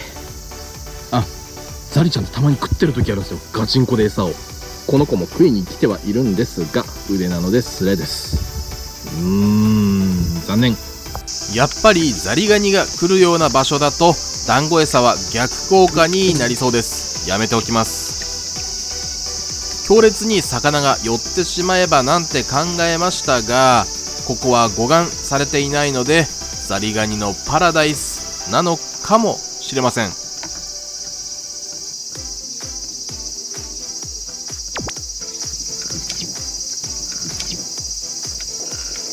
お、魚だな。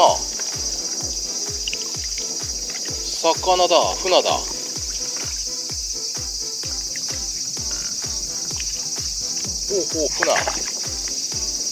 船ちゃん、ドセンター。サイズダウンはしましたが、マブナさんが食ってました。おっとっとっとっとっとっと、ドセンターでございましたね。はい、ありがとう。正直8尺と10尺、竿の長さはたかだか2尺分60センチしか変わりませんが、これだけ細い水路だと雲泥の差みたいです。天国と地獄です。ちょっとくらいザリガニが来たって魚が釣れてればいいですよ。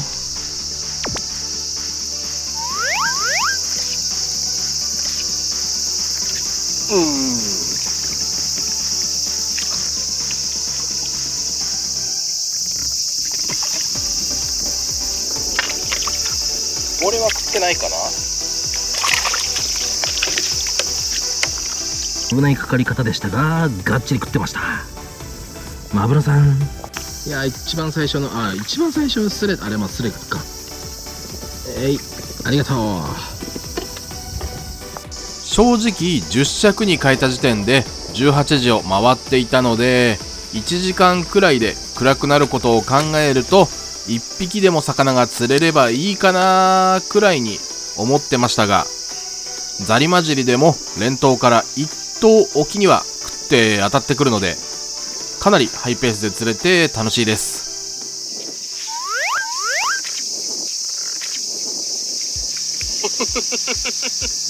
あ、食ってんかい。はい、ホイッコが来ました。擦れてるかと思いましたが、内側から外側にかかってるんですね、針が。つまり食っているということです。ホイッコになった。今度は Thank you。 ホイッコなのでマブナどころか本命のヘラブナからは魚種が変わってしまいました。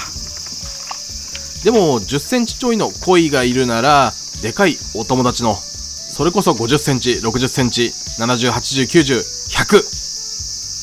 ちょっぴり怖くなっちゃいますが、やわらじゃ戦えないか。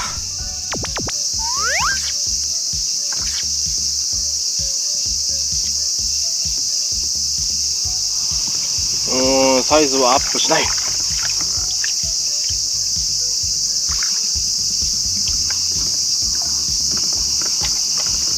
これも小一個かな。この子も小一個ですね。口と顔と鱗が特徴的な小一個でございます。食ってました。ありがとう。なんだかんだで19時が近づいてきました。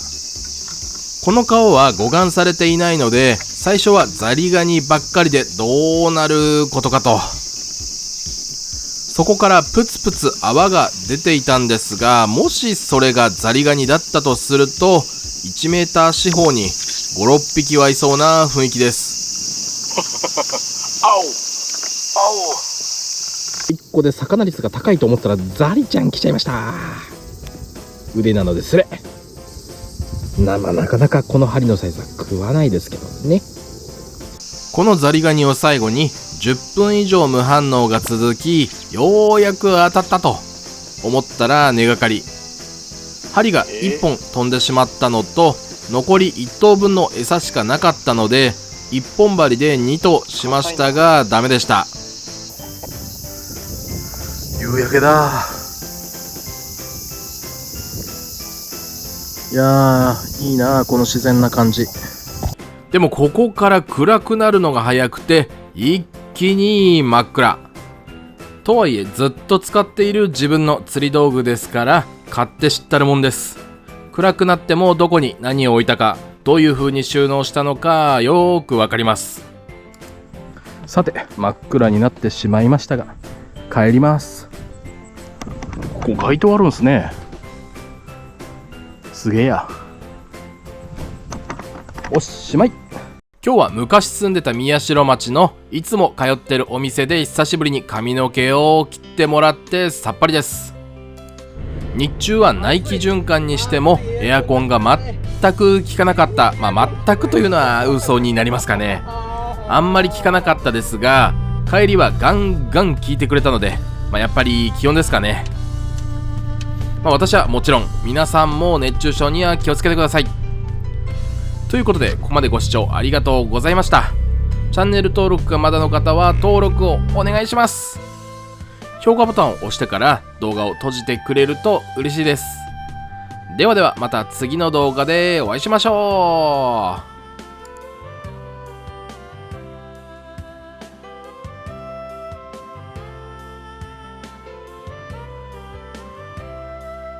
カメラの温度が高すぎます。こら困った。刻んだ。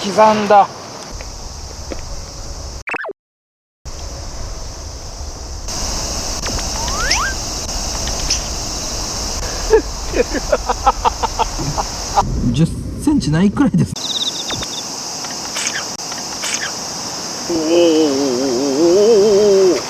こんにちは、 SBFJ 利根川です。サムネの雰囲気は完全に水路ですが、れっきとした一級河川新西勝堀川へ向かいます。その川の橋をいくつか渡ってラーメンショップを横目に食いてー。失礼しました。東北道の側道へ。最後は真っ赤に錆びた水路の橋を渡って U ターンするような形で進んだ奥行き止まりが目的地です。新西勝堀川に合流している水路には刈られた草の破片が流されているので、手前はちょっと釣りにくいかも。でもこの雰囲気たまりませんね。炎天下の中ですが荷物を運んでいきましょう。下は結構平らになってるので台は出しやすそうです。手前は草があるので鎌で切るかな。なんかこっちから覗いたらあの辺、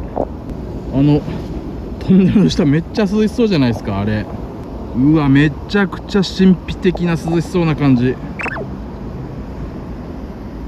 いいなあ。うわ、涼しいだろうな、あそこでやったら。でも上竿触れないか。釣り台の準備を始めようと思ったらトラブル発生。カメラの温度が高すぎます。こら困った。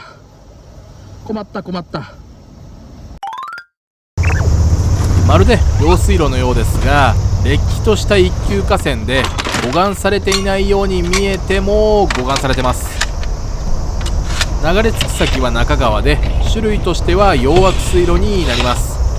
洋枠水路については動画の右上のリンクから飛んでみてください。そして新西勝堀川の西勝、木という字に鬼と書いて西勝。マメ科の植物円樹も同じ字ですが、西勝読めないでしょう。利根川は読めませんでした。やばいでしょこれ。水飲もう。水飲みます。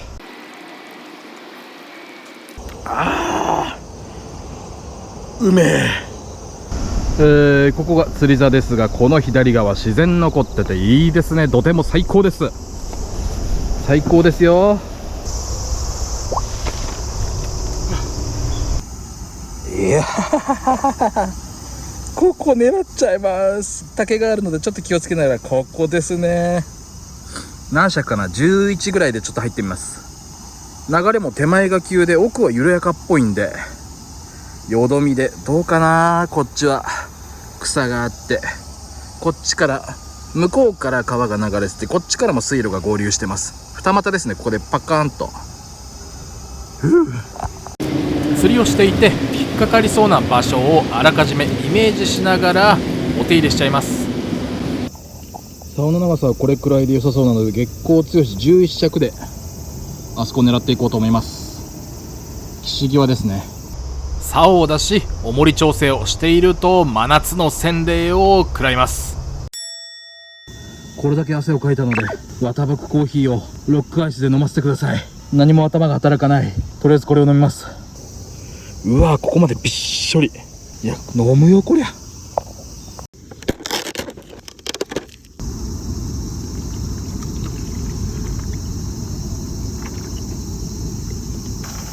ただきます。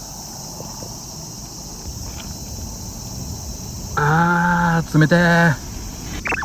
しつこいようですが、今回初めて動画を見る方もいらっしゃるかもしれませんので、芋綿シンベラグルテン、今日使う餌は芋綿シンベラグルテン、そこでやっていきます。水汲みバケツでこの水路の美味しい水を確保しました。浮き草がプチプチすごいですね。集合体恐怖症の人は恐怖かもしれませんが、私はこれなんかちょっと癒されます。実は地味に好きな水草、ちょっと不勉強なので後で調べておきます。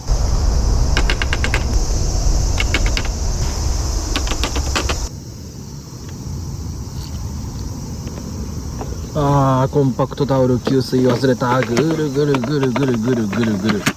グルテンぐるぐる。コンパクトダルラージを給水。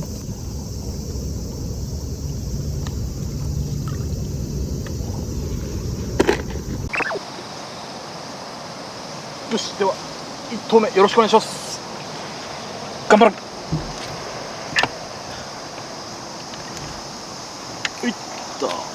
全体的に流れは結構速くて、今日も重りベタにしていますが、かなり浮力の高い浮きと重めの重りをセットしてどっしりと待ちます。ですが開始からまだ10分にして問題発生です。穂先が微妙にゴミのところにかかってるので、どうしてもゴミが道糸に引っかかっちゃうんですよね。そうすると浮きがちょっと入り気味になっちゃうので、あのゴミを多分1尺分12尺にすればあれを避けると思うので、ちょっと12尺にします。相田さんとの電話を終えて12尺 3.6 メートルの竿を用意したら釣り再開です。正直このくらいの水路だったら流れてくるゴミは手持ちの道具だけでせき止められますが、それをやってしまうとどう影響が出るかわからないのでやめておきます。12尺に変えてから8分後、スーとしたところで浮きに反応あり。あ、なんかいる。なんかいるよ。お友達かお友達かな。あの動かし方は、なんだかお友達のような雰囲気がありますね。四輪駆動のお友達ですね。いやー、4WD、いや、オールフォイールドライブ AWD。 あれってなんで車メーカーによって呼び方違うんでしょうね。 4WD 四駆、不思議ですね。さっきの浮きの動きからして釣れるかなと思いましたが続かず、淡々と餌を投入し続けていたら道糸にゴミが絡んでしまいました。竿を操作していると根がかりしてしまったので、手元に竿を持ってきて仕掛けを引っ張るとついてます。何かがついてます。何でしょうか。じっくりと見てみましょう。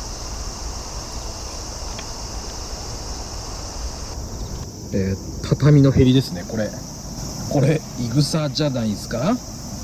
畳のヘリが釣れましたよ。なんちゃこっちゃ。新西勝堀川で釣りをスタートしてからまだ1時間弱ですが、ようやく浮きにこれぞという動きが出ました。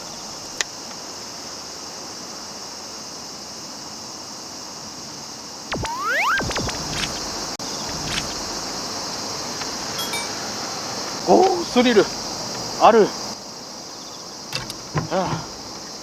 やっぱり沖でもじりがあったことを考えると13尺がいいんじゃないかと思って13尺にします。太陽が東北道に隠れて影になったのでようやく涼しくなりそうです。まあそれでもまだまだ暑いですけどね。それで動画では撮れてなかったんですが、対岸スレスレで魚がポコッと顔を出したので竿をさらに長くしました。ですが 3.9 メートル13尺の竿にしたら根がかりが頻発してしまう事態になりましたが、障害物あるところに魚あり、ハリスを結び替えて餌を投入したらこれぞドボンというあたりが出ました。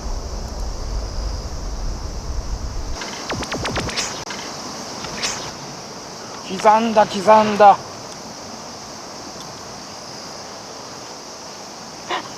やっちゃった。刻んだよ。当たり刻んだけど、刻みましたが、なんだかヘラブナ臭い鱗がついてます。これマブナじゃない気がしますね。これもんですよ、これも。どうだこの黒いプチプチ、どっちですか。でもお腹の方のちっちゃい鱗に引っかかってますね。なんだって。このスレからしばらく反応がなくなってしまったので、根がかりも少ない安全圏の12尺に戻します。一応あまりにも反応がなければすぐ13尺に戻せるようカメラの方向に13尺をそのまま置いています。広い場所で釣りをするとこれができるので試行錯誤をするにしても楽ちんです。そういえばこういう水路とか川の近くは蚊に刺されそうとコメントでいただいたんですが、今年は全然蚊に食われませんね。管理釣り場ならともかく野釣りはマダニ対策で半ズボンを履かないとか、場所によっては長靴、長袖のナイロンジャケットに虫除けスプレー、蚊取り線香、一応常に毒を吸い出すポイズンリムーバーも持ち歩いてます。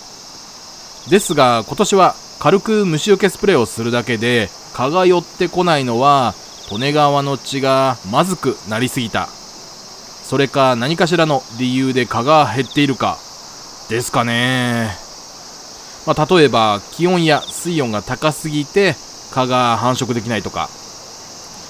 でも赤道直下の国にも蚊はいるわけですし、なんだか数年経てば暑さ耐性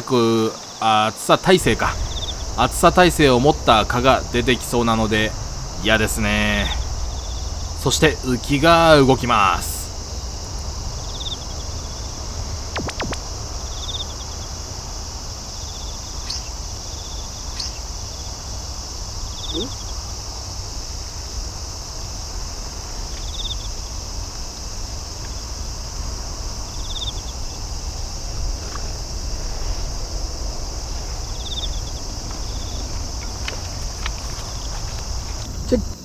これ今村さんが食ってました。マブナさんだ。わーお、食ってた、がっちり。よいしょ。ありがとう。お決まりのパターンですが、利根川は夏冬マッハ団子餌を作っていました。今は夏ですから時期が時期だけに強く寄せてみようと勝負をかけます。ですが上流より何か細長いものがどんぶらこどんぶらこと流れてまいりました。あのニョロニョロ、多分映ったけどなんだろうな。種類は分かりませんが、私はまだまだお友達には慣れていないヘビでした。ヘビの訪問からしばらくして団子餌を使い始めたら猛威を振るい始めました。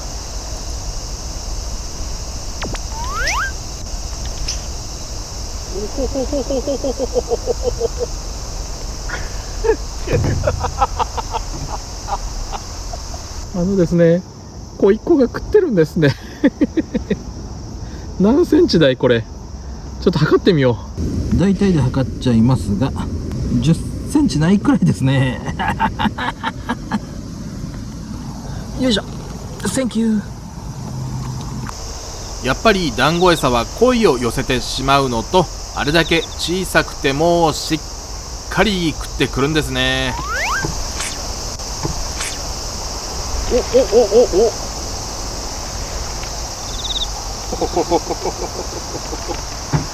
さっきよりほんの少しだけサイズアップした子一個ちゃん。子一個ちゃんですね。団子餌売ったらやっぱ子一個ちゃんが寄っちゃったか。ありがとうね。かなりの魚が寄っているのか、浮きに毎頭と言っていいほど動きが出ます。時間も夕間詰めですからいいんでしょうね。これは食っていませんでした。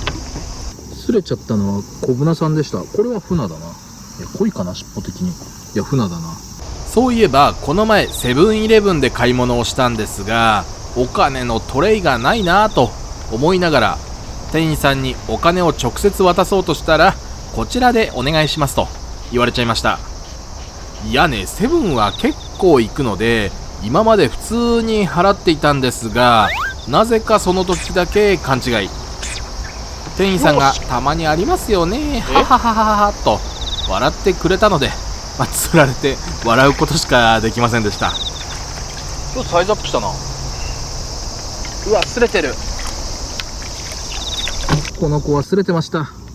無念。いやー、ごめんね。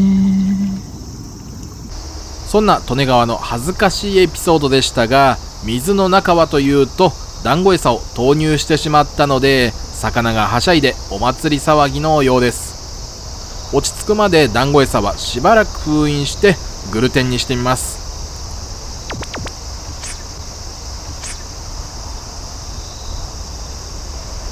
もう油断しない。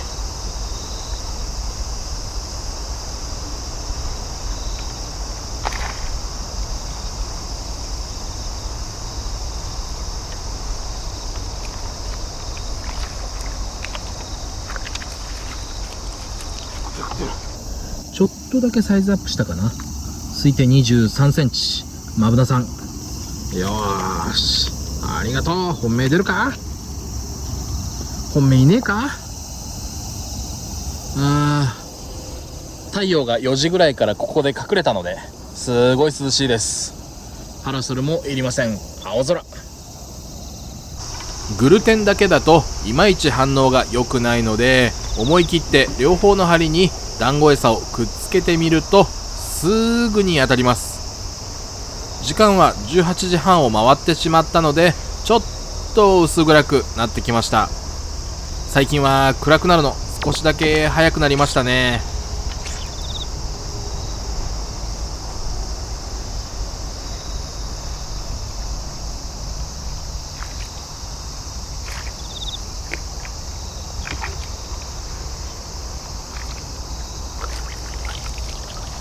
両方団子餌でマブナさんが来ました。推定20、やっぱり3センチぐらいか。22、3。マブナさん、当たり数はでも団子をやってから増えた気がします。Thank you。めちゃくちゃ巻いてあった。ここに入ってたセッサの6号がすげえなくなってる。今度いっぱい巻いとかなきゃ。こっちは長いハリスなのでできれば使いたくない。取っておきたいんです。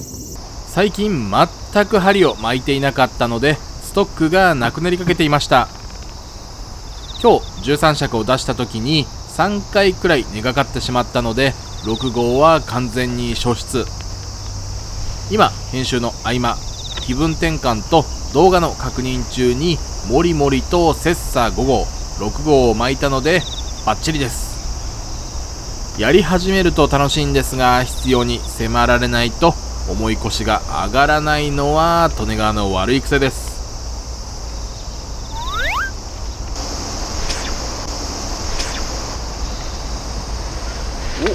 お、サイズアップした？サイズアップしたぞ。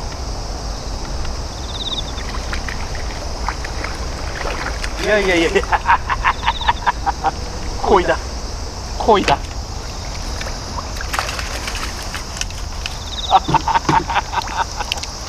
推定30センチ前後の鯉です。おひげが生えてます。鯉ちゃんです。よいしょ。いやー、よく引いたけど鯉か。ありがとう。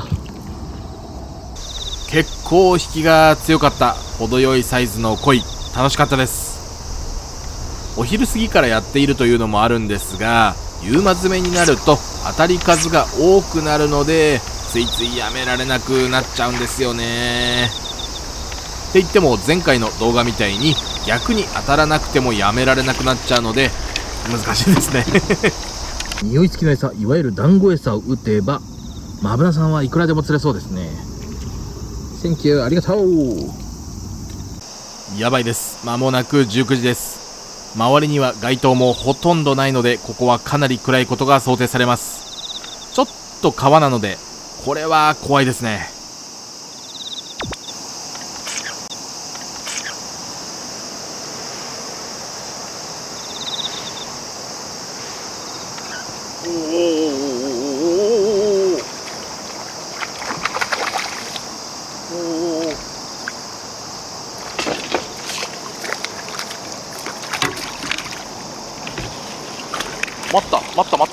待った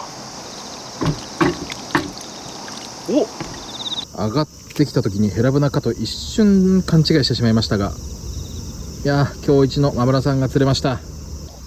尻尾込みで30センチ弱、27、8あるな。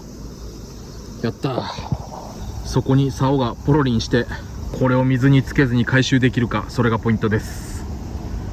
ということで、マブダさんありがとう。竿は濡らさず無事に回収できました。よかった。結局19時ちょうどくらいにラスト1投ですが、暗くなりきる前に仕掛けを回収です。よし、終了。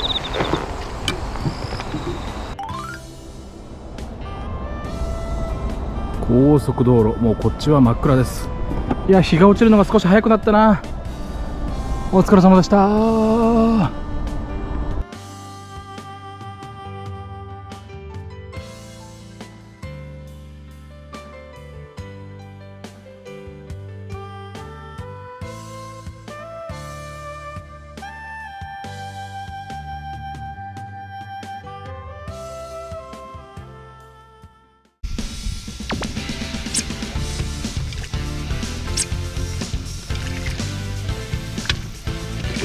うわ、マジ食ってる。こんにちは、 SBFJ 利根川です。時刻は午前11時なので、まずは腹ごしらえ。初めて行く杉戸町の栄華でサービスの乳酸菌飲料とチャーシューがいっぱい入った大盛りチャーハンと餃子をいただきます。ごちそうさまでした。マジで暑いのでガリガリ君の梨をいただきます。というわけでセブンイレブンからお送りしましたが、この1キロ先くらいを右に曲がって水路に入っていきます。水路には入りません、ごめんなさい。でもこんだけ暑いと水路入ったら気持ちいいだろうな。あ、さっきの手前は稲穂が実ってましたが、こっちはまだ実ってませんね。収穫時期を見越して田植えの時期を調整しているのかもしれません。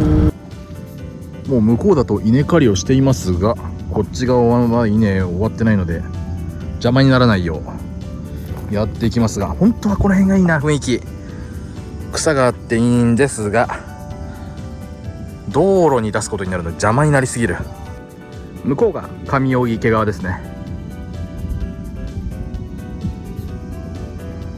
この先に見える場所が三つ股になっているので、そこで竿を出していきます。正直このネッククーラーそんなに効かないと思ってましたが、効きます。涼しいです。今日も使っていきます。そして釣り台を準備していきます。あ、手が映っちゃった。ひえー、いいな雰囲気。はあ、さてこっち側はどうでしょうか。この前の棒です。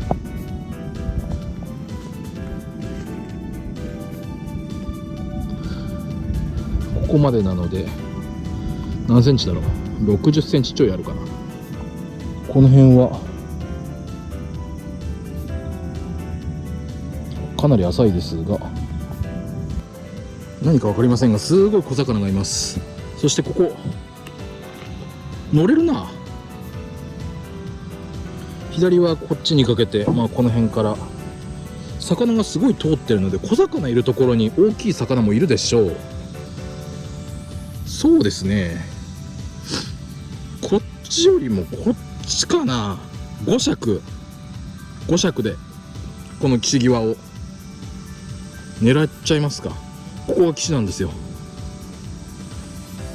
ここの縁を狙っちゃいます。影にならないな。これから太陽がこっちに行くので影にはなりませんが、そしたらこっちを狙うとか。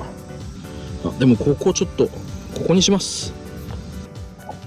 ここ水流れてるだけあって、これまだヘドロ触れてたかな今。いや触れてないな。深さあるぞこれかなり。こっちだ間違いなく。こんだけ暑いと。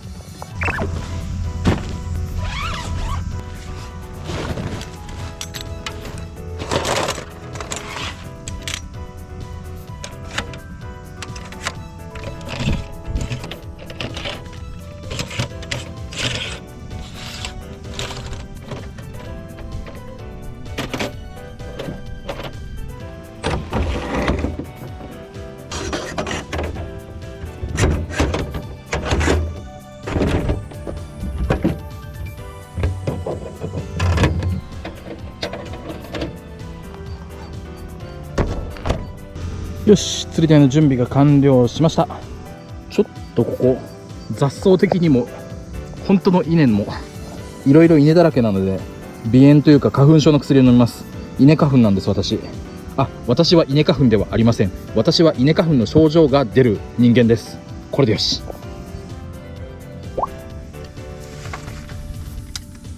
ここでやるのにぴったりな竿だと思うんです。めぐるのエイコ5尺 1.5 メートルの竿です。仕掛けは消えかけですが、これが5尺。あるか。あるな。ドボンで作ってるからそのまま使える。これでいきます。この前針がなくなりかけてましたが、切磋の6号と5号巻き直しましたよ。これでいっぱい使います。今日は魚が小さいことが想定されるので、切磋の5号を2つにします。こっち左側ですね。下側か。杉戸の水路の美味しい水。よし、じゃあ1投目です。よろしくお願いします。暑いです。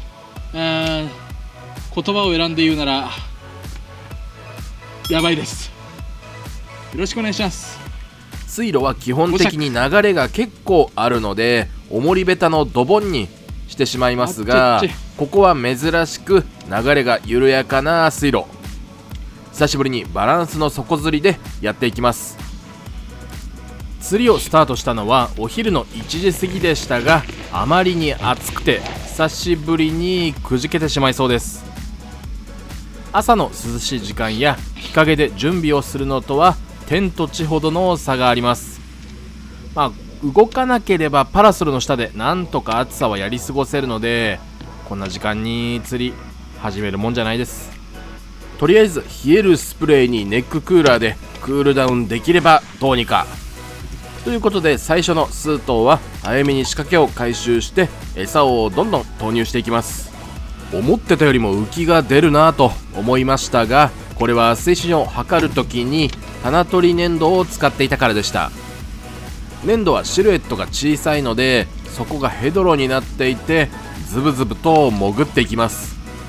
もう少し沈んでくれるといい感じなんですが、まあさっきよりはマシでしょう。底がヘドロの時は白い円盤状になっている棚取りゴムを使うのがいいよと地元のおっ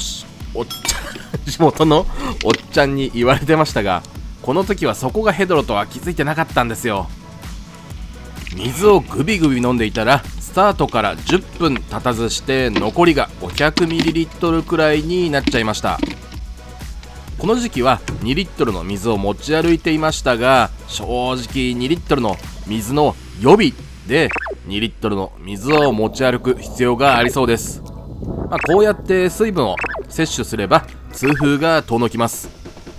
チャーハン大盛りに餃子を食べた罪悪感を水で薄めたところで運命の9投目。私利根川、川とか水路が大好きです。というのもここ10年くらい何度も夢で見ている場所があって、理想の川、水路が3カ所くらいあるんですよ。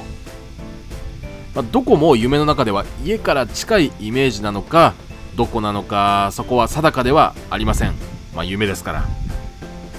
でもここがまたすんごい雰囲気が良くて魚釣りをしたいと思うんですが、夢の中でも釣りはしてないんですよね。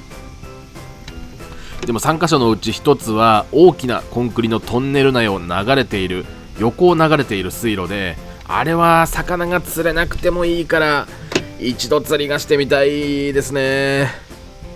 さあ、浮きがふわっと煽られて間もなく当たります。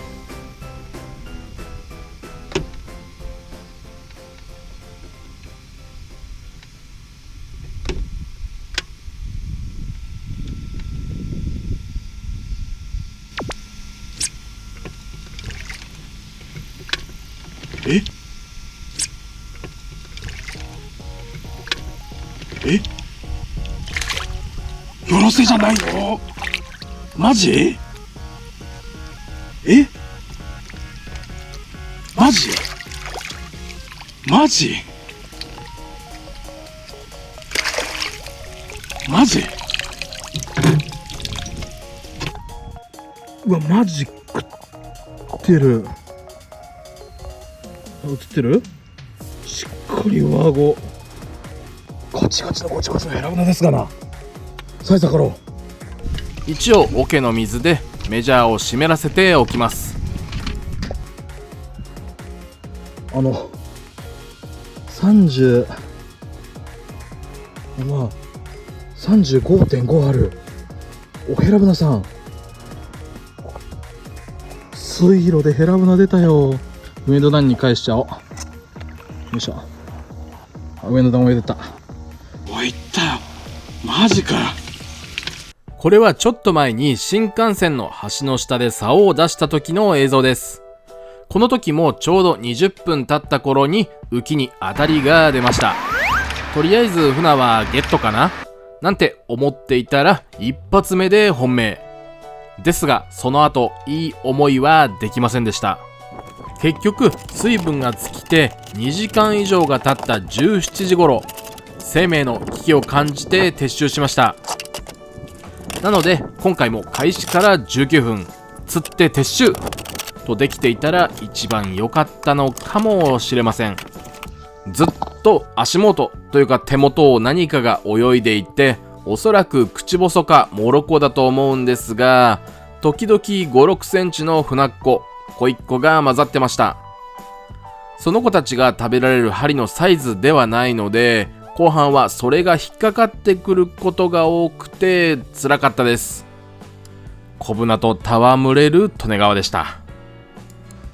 このぐらいの小舟はすごいいるみたいなので、棚ご仕掛けとかあったらすごい楽しいかもしれません。まだ持ってないんだよな。今度用意してみようかな。ごめんね、これアッパーでした。顎の下から貫通。いい雰囲気。V 字を描いた素敵な水路で川幅は広く見えますが、実際に水深のある場所は幅1メートルもありませんでした。水路として見てもちょっと珍しい形してますよね。道路を挟んだ反対側を見てみると、今回釣りをした水路の真の姿が見えます。最初の餌は芋綿シンベラグルテン底でしたが、久しぶりに本気の芋綿でやってみます。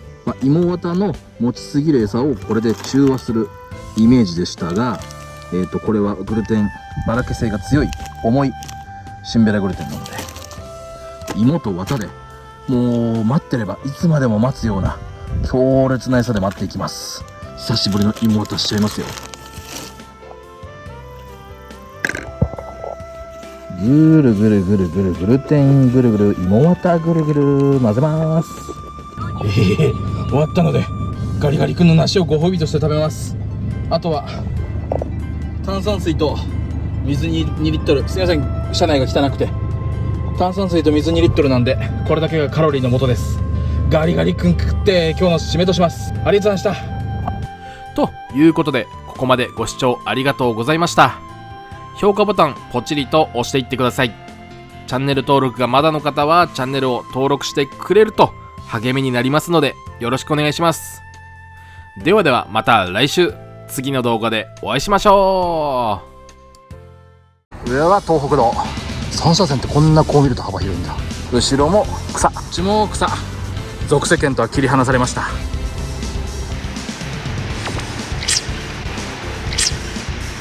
少し増水してますね。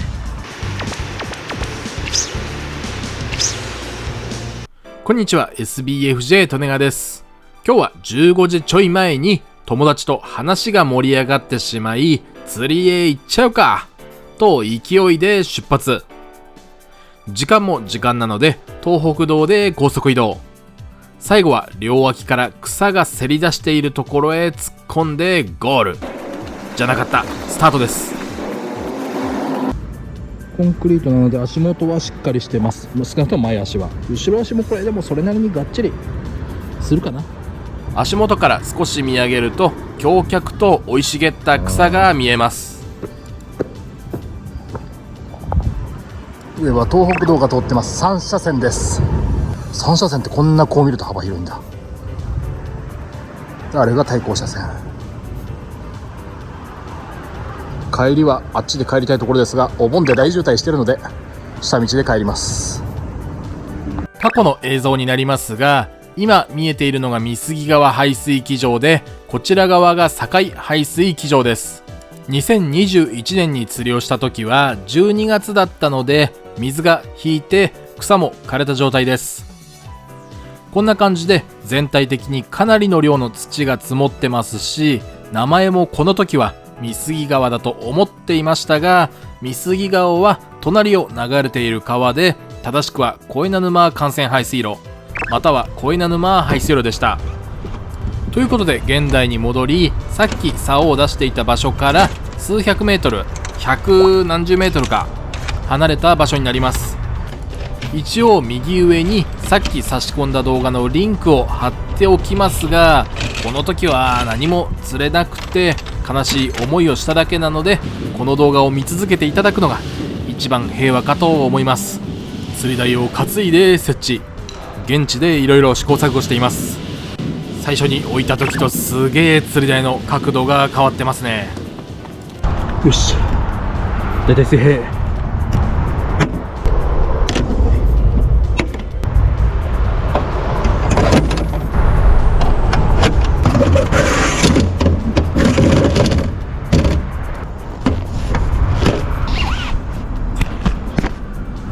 よし、釣り台の準備が完了できました。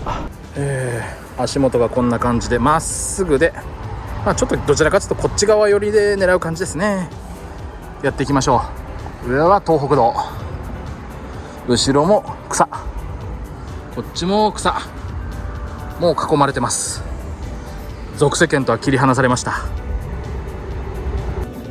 めちゃくちゃ暑いので綿ぶコーヒーをいただきます。竿は月光剛の11尺にします。ほどほどのところ、ど真ん中とは言わないまでも魚気があるところが11尺な気がするんです。なんか幸運の11な気がします。仕掛けは11尺でいきましょう。11尺、美杉川の美味しい水を確保。ちょっと泥濁りしてますね。じゃあグルテン作りますか。最近できていなかったコンパクトタオル吸水レギュラー、ふっほっぽん。餌は芋綿シンベラグルテン底、いつもの芋綿シンベラグルテン底でやっていきます。よし、では1投目よろしくお願いします。見にくい、腰をスタンスを1投目よろしくお願いします。頑張ります。1投目、ここ小稲沼幹線排水路の幅は約30メートル。ここ小稲沼って言いにくいな。すいませんでした。川の幅としては30メートルくらいですが、全体的に泥が堆積した上に草が生えているので、しっかりと定着してしまってます。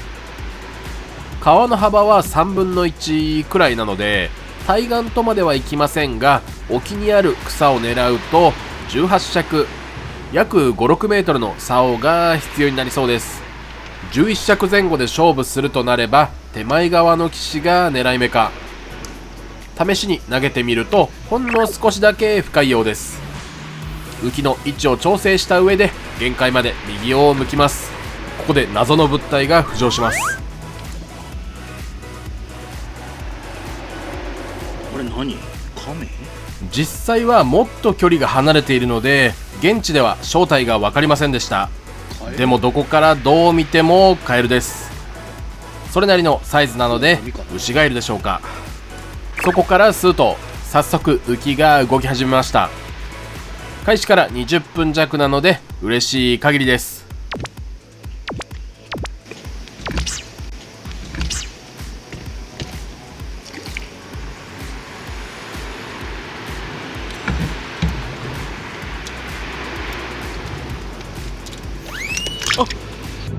今小鯉が食ってたのにポロリンと落ちちゃった。推定13センチや15センチの小さな鯉でした。とりあえず魚はいた。釣り台の周りを黒い蜂みたいな、もしかしたらアブかもしれませんが、ブンブン飛び回っていたので蚊取り線香を焚いて避難。5分くらい席を離れていたらいなくなったので、いい床休みになったと思い込んで再開といきましょう。そういえばさっき蚊取り線香をつけようとして利根川は困ってしまいました。ある時までは常にライターを持ち歩いていましたが、タバコを吸わなくなってもうすぐ1年です。蚊取り線香をつけるために一応バッグには入れていたのでなんとか助かりましたが、タバコを吸わなくてもやっていけるもんですね。ではではヒット。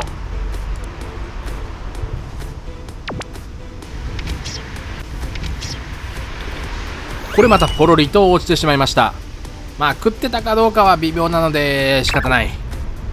魚が小さいからって引っこ抜くのではなく、ちゃんと横着せずに網を使えって話ですね。これはちょっと騒がしなっていいサイズかと思いましたが、なんと2本の針にそれぞれ魚がついています。食ってるかな食ってないかな、そんな心配を横目にポトリポトリと落ちていく。2匹とも逃げていきました。針が外れてもそれ以上に釣れればいいんですが、10分以上反応がなくなってしまいました。団子の底釣りナツを今のグルテンに比率でいうと 10% 程度でしょうか、混ぜ込んで投入します。久しぶりに使う月光強しの曲がり調子になれたのか、それともさっきまでが運が悪かったのか、ようやくこの川で1匹目をゲットです。かなりちっちゃいですが針先をロックするように確保。今日3つ目のこいこちゃん、こいこちゃんだ。3つ目か4つ目か。はい、ごめんね。じゃない、食ってたからありがとうだ。ありがと魚を引っこ抜くのはお行儀がちょっと悪いですが、網を使うほどのサイズでもないのでまあまあ、こんな感じで次の1頭もヒットして入れ食いモードになっちゃってます。濃いの。さっきのよりはほんのちょっとだけサイズアップ。13センチかな。またこいこちゃんですなこいこちゃんセンキュー。鯉がいることは分かったので次は船。本命をヘラブナとしますが、とりあえずはマブナが釣れると嬉しいです。でも鯉がいるところには船もいます。凄まじい勢いで持ってったけど、マブナさんのスレでした。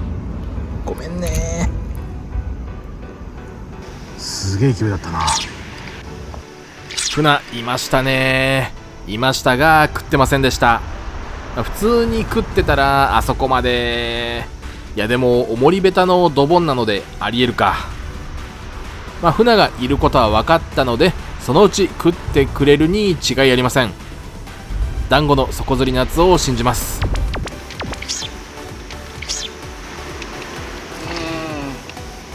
ちょっとだけサイズアップ。マブナさん、今日初マブナさんの釣れた子、15センチぐらい釣れました。ありがともちろん全ての当たりで魚がかかるということもなく、こうやって空振りすることもあります。この恋名沼幹線排水路にヘラブナはいるのでしょうか。前回の動画でもそうでしたが、今回も恋っ子パラダイスになってしまうのか。釣ってて楽しいのでそれもありですが、サイズアップはしたいところ。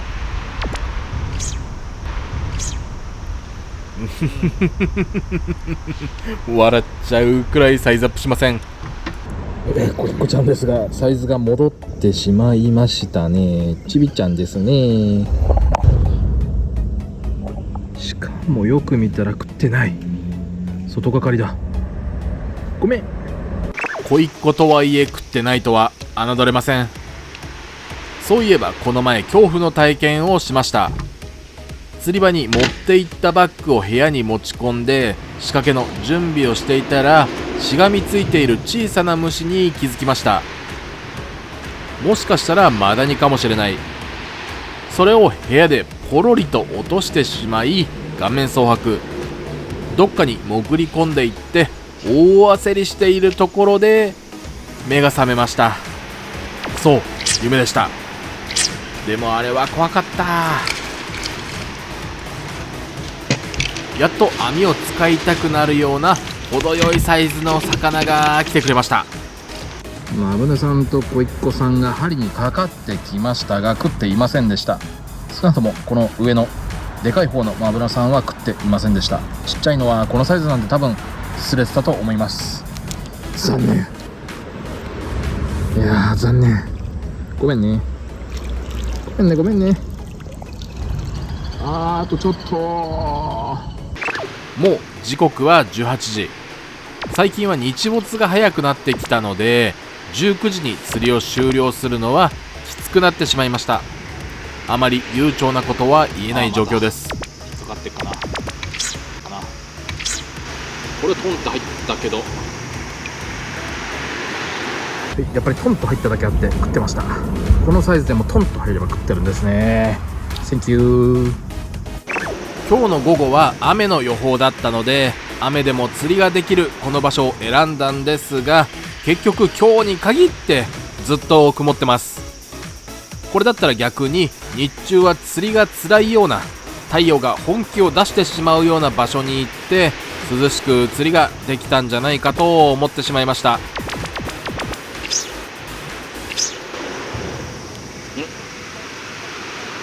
擦れてっかな。擦れてるな。擦れてるな。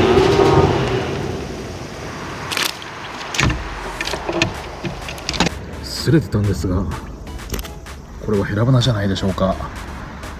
ヘラブナっぽい特徴を有しております。マジか、いたのか。擦れてたよこの子。20ちょい、20くらいかな、20ないくらいか。いやー釣りた、これ口にかけたかったな。でも寄ってはいるな。まだチャンスはあるかもしれません。よし、次に行きたい。沖の方では雨が降ってきました。沖の方というか、ここの東北道からはみ出てる部分は雨が降ってきたというか、普通に雨が降ってきたでいいのか。ここは東北道の下にあるので雨の影響は受けません。これで夕間詰めと雨で状況が好転するといいな。頑張ろう。ここに来てさっきまとわりついてきたでかい虫が1匹ではなく3匹に増量してしまいました。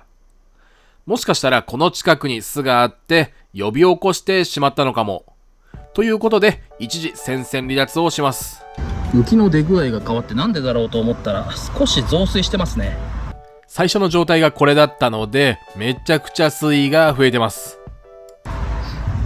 全然この辺土ではなくて水位この辺だったんですけど5センチ近く増水してる気がします。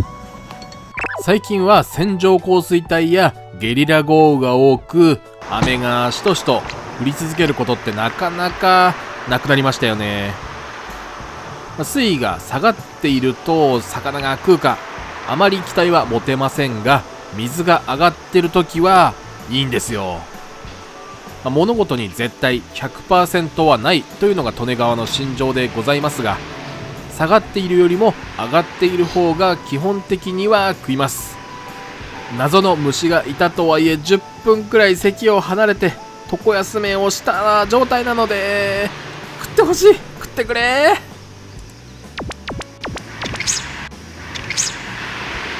刻んだが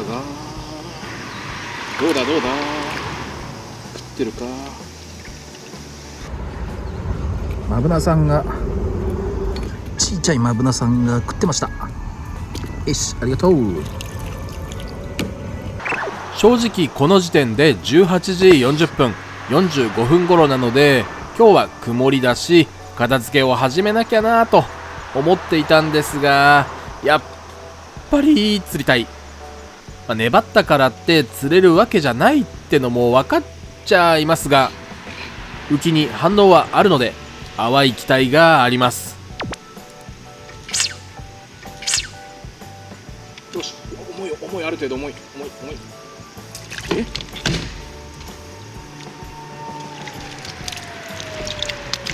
どうなっとんの。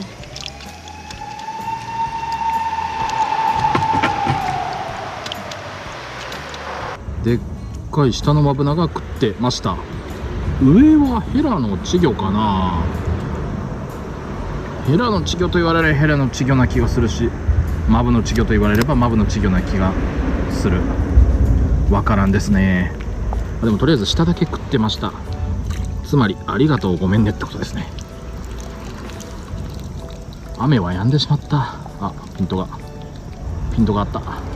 雨は止んでしまいました。ゲリラ豪雨でも来たらまた違ったのかな。黄色と白で塗られた高速道路のパトロールカーか、はたまた警察のパトカーでしょうか。上りは渋滞中なので事故が起こりやすいし、下りはスカスカなので落下物もありえます。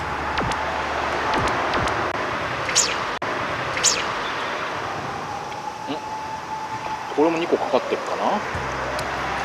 いやー、食ってっか。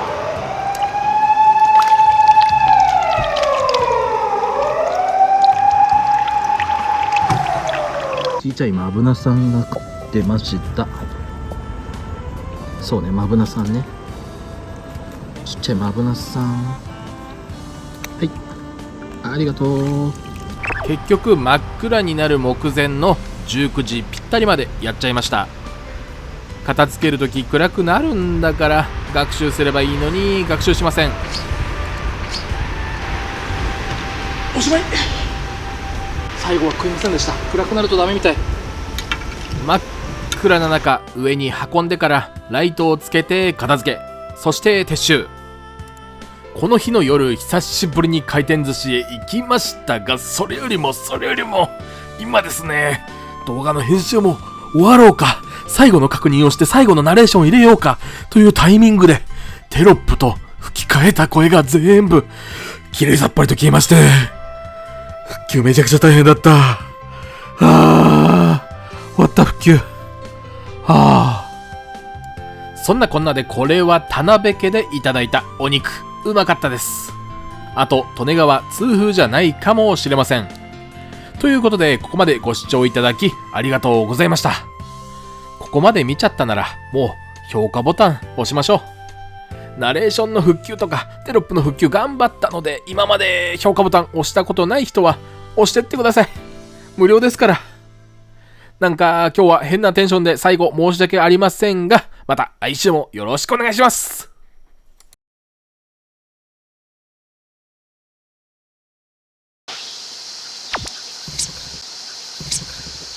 こんな曲がるんですね。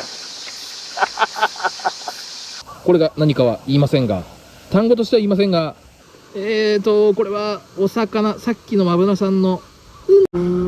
こんにちは、 SBFJ 利根川です。視聴者の方に言われてふと思い出した場所へ向かっています。2トンまでの重量制限がある橋を渡った先はつくばみらい市と常総市をまたぐ小海川の福岡関です。この裏、反対側には小海川の水を隅々まで行き渡らせる根通り用水路が流れています。関の上流側を見てみると、もはやここが川とは思えない風景です。岸際でなんか魚がキラッキラしてる。なんかの魚がいるんだな。ですが今日釣りをする場所は福岡関ではありません。冬だったか春だったか、もういろんな場所に行ってて覚えていませんが、いつだったか様子を見に来たら水がなく、いつか釣りをしようと思っていた場所の一つでした。今日の目的地はこの原っぱの先、神左衛門四水履のあたりです。あと読み方を調べて分かりましたが、神左衛門ではなく仁左衛門でした。短い距離でしたが虫除けスプレーを振りかけて草むらをかき分け到着。この雰囲気いいんじゃないでしょうか。後ろ側これですからね。獣道ですよ、獣道マジで。いやー、自分は逆にはなってしまいますが、特盛ソフトクリームからいただきます。溶けちゃうんで。焼き芋ソフト、芋とバニラがマッチしてすっげーうまいっす。うまい。しかも山盛りでめちゃくちゃ嬉しい。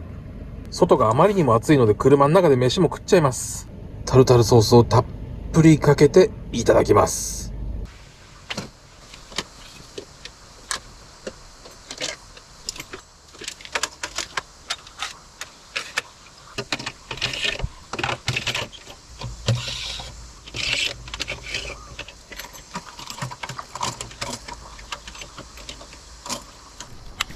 三脚を忘れてしまったんですが、浮きカメラ用のスペアと、このベンリックだっけかな、昔は土手にこれを刺して万力を使ったそうです。これでなんとかかろうじて三脚代わりになってます。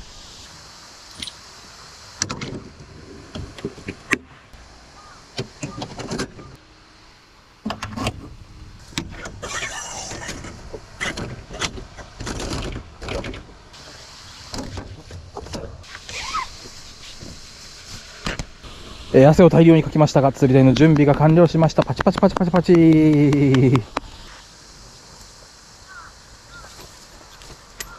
氷買うの忘れちゃいました。ちょっとぬるくなったほうじ茶いただきます。意外と好きなんですよ、ほうじ茶。いただきます。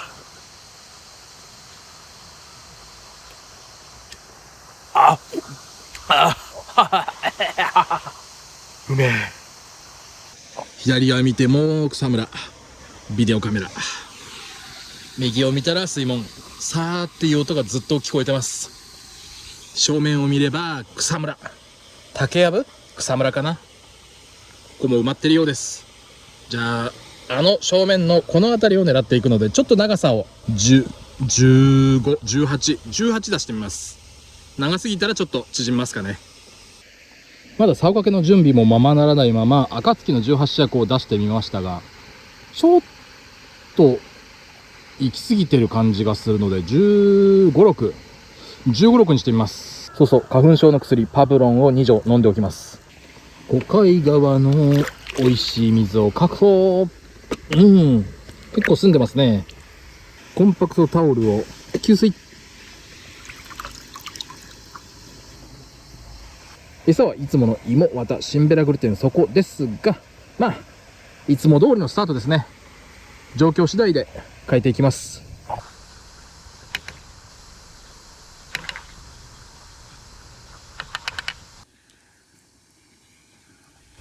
ぐるぐるぐるぐるてんぐるぐる。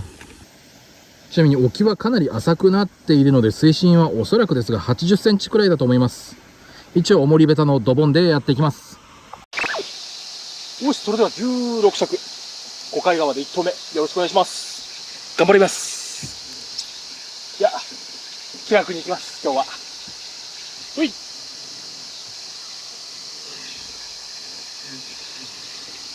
気楽なもんよ。さあ、3メモリ出ました。ちょっと右に行っちゃったかな。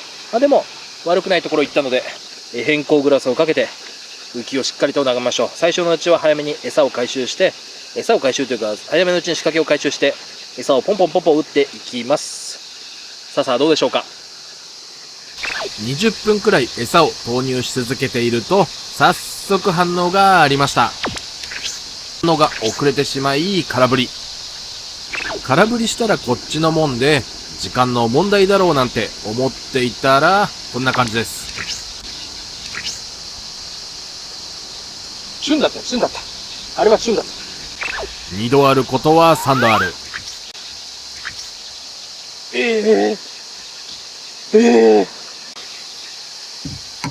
船鯉の類ならこのぐらいの針のサイズなら飲み込むはずなんですが、これ7号か8号がついてた、もともとついてたやつを使ってたので、針を6号にしてみます。さも知ったかぶりをしましたが、ここに結び目とちょろちょろちょろっと結び目が入ると、さすがにほどいてまでは使わないかな。何もシールは貼ってありませんが、6号の下にあるので、これが5、こっちが5で、これが6ですね。これにしていきます。針を2本とも小さくしました。いやー、それにしても痛風じゃないかもと前回動画の最後で言いました。どうやらあれストレッチのしすぎで痛い可能性がありそうです。でもストレッチをしないと腰の痛みがぎっくり腰に進化します。つまり健康的にならなければいけないのは変わりません。そんなこんなで2分後にヒットします。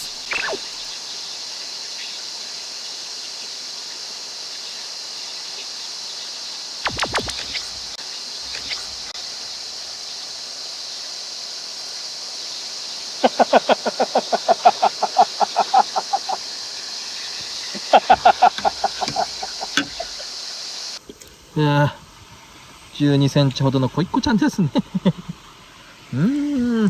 ありがとう。がっちり食ってた。濃いか、ここも。またしても濃いか。楽しいけどさ、楽しいけど。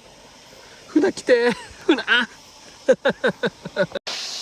今日はまだグルテンしか使っていないんですが、もうこんな感じになっちゃいました。来た来た。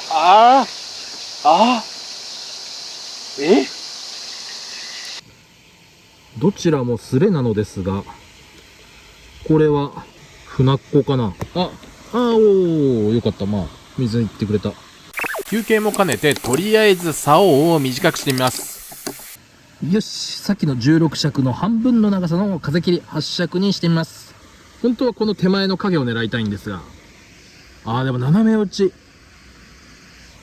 16尺はこっち誰も入れなかったんでキープしてあります。斜め打ちありか。ことと次第によっては、台をこっちに向けて斜めで影を狙うかもしれません。竿の長さが半分になったので本当に軽い。手持ちでいけるくらい軽いです。ですが反応はありません。反応がないので餌をちょっといじってみます。この前餌にパラパラと団子の底釣り夏を振りかけましたが、今日は団子の底釣り冬を振りかけてみます。また 10% ぐらい入れて、10% というのはあくまで目分量なのできっちりかっちりではございません。そのくらい入れてやってみましょう。さて、冬の振りかけをしたグルテンです。さあ、夏に対して冬はいかがでしょうか。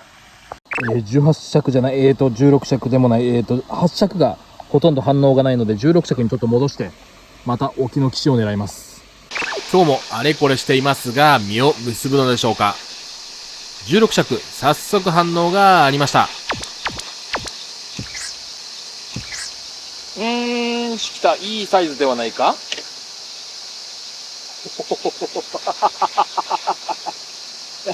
いいサイズだけど友達やんか。友達、いや、いいサイズでもないな。ちっちゃいな。いやー、ごめんよマイフレンド。四輪駆動のマイフレンド。小さな、割と小さめなミシシッピ赤耳ガメ、いわゆる緑ガメですね。お友達が四輪駆動のお友達が釣れた。すまんね。さて、冬じゃあんまり効果がなかったので、今度は団子の底釣り夏を点火してみます。今度は団子の底釣り夏今度は団子の底釣り夏を 10% ほど加えていきます。言えた。明らかにてんこ盛りになってしまったので、グルテンを追加で足して、こねこね。よし、オッケー。夏入り団子。違う。夏入りグルテン。すげえボイルしてる。ずーっとさっきからそこでパッシャンパッシャン。で、取り始めたら止まっちゃうのかな？ボイル。ボイル？ボイル。そんな映像を撮っている裏では浮きがずーっと踊り続けています。すげえボイルしてる。ずーっとさっきからそこでパッシャンパッシャン。で、取り始めたら止まっちゃうのかな？ボイル。ボイル？ボイル。あれ、本当に取り始めたら止まっちゃった。さっきまであんな、跳ねた。なんだろうな。浮きが見つからず混乱しております。焦っております。とりあえず竿を上げたら枯葉がついてきました。動き的にカメかなんかでしょうかね。またしても竿を8尺にしました。この一投は餌が落下すると同時にピューッと持ってきます。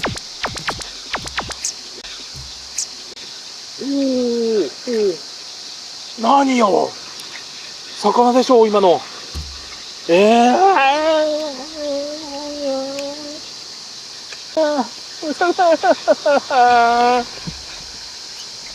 や、次。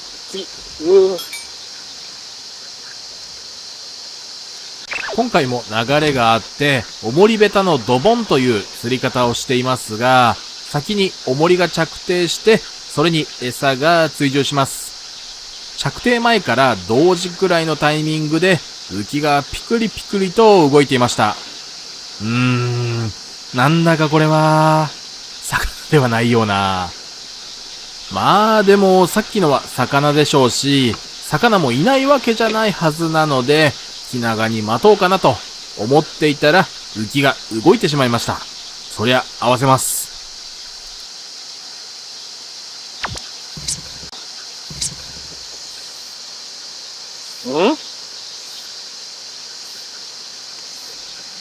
これはお友達ビッグかい？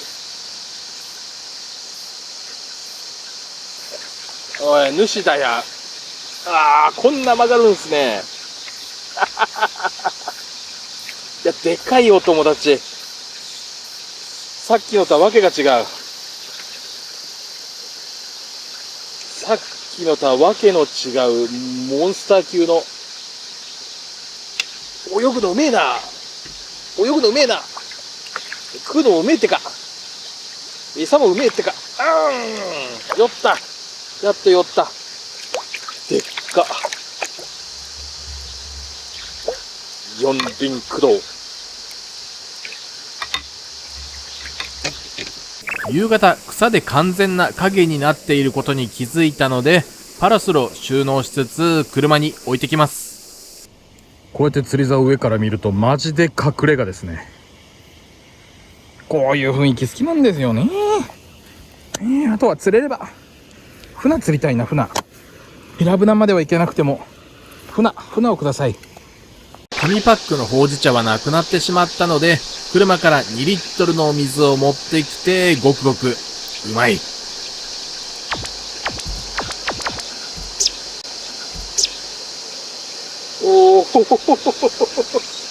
この動きは、わかるよ。そうっすよね。君よね。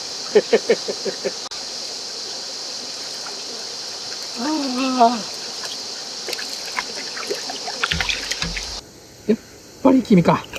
君なのか。一応食ってるからありがとう。戻ってきてからも亀が続いてしまったので、また竿を長く16尺にします。そういえば動画の中で言ったか言わないかうろ覚えなんですが、8月の頭にようやくチャンネル登録者数が2万人の方に登録していただきました。いつも見てくださる皆さんのおかげです。本当にありがとうございます。今年は春ののっこみから始まり、夏の水路といろいろな場所で釣りをしましたが、再生数が伸びるかなと思った動画は伸びないし、伸びないかなと思った動画は伸びるし、あとは予想通りの時もありますし、未だに本当にわかりません。10万再生超えの動画もいくつかありましたが、これで儲かるかと思ったら、思い通りにはいかないもんですね。つつましい生活をしても専業では暮らしていけません。そんな世知辛い話をしていたところで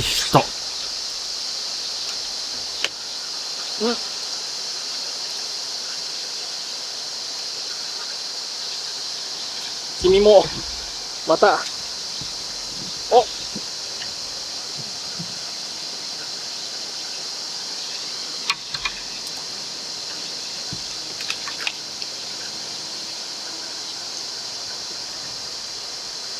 多分1個でした。びっくりしちゃった。サイズか。サイズなのね。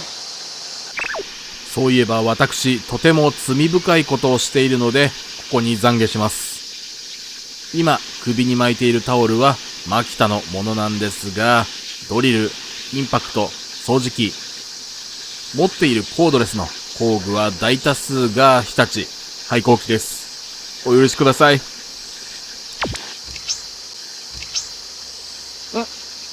ある程度引いてる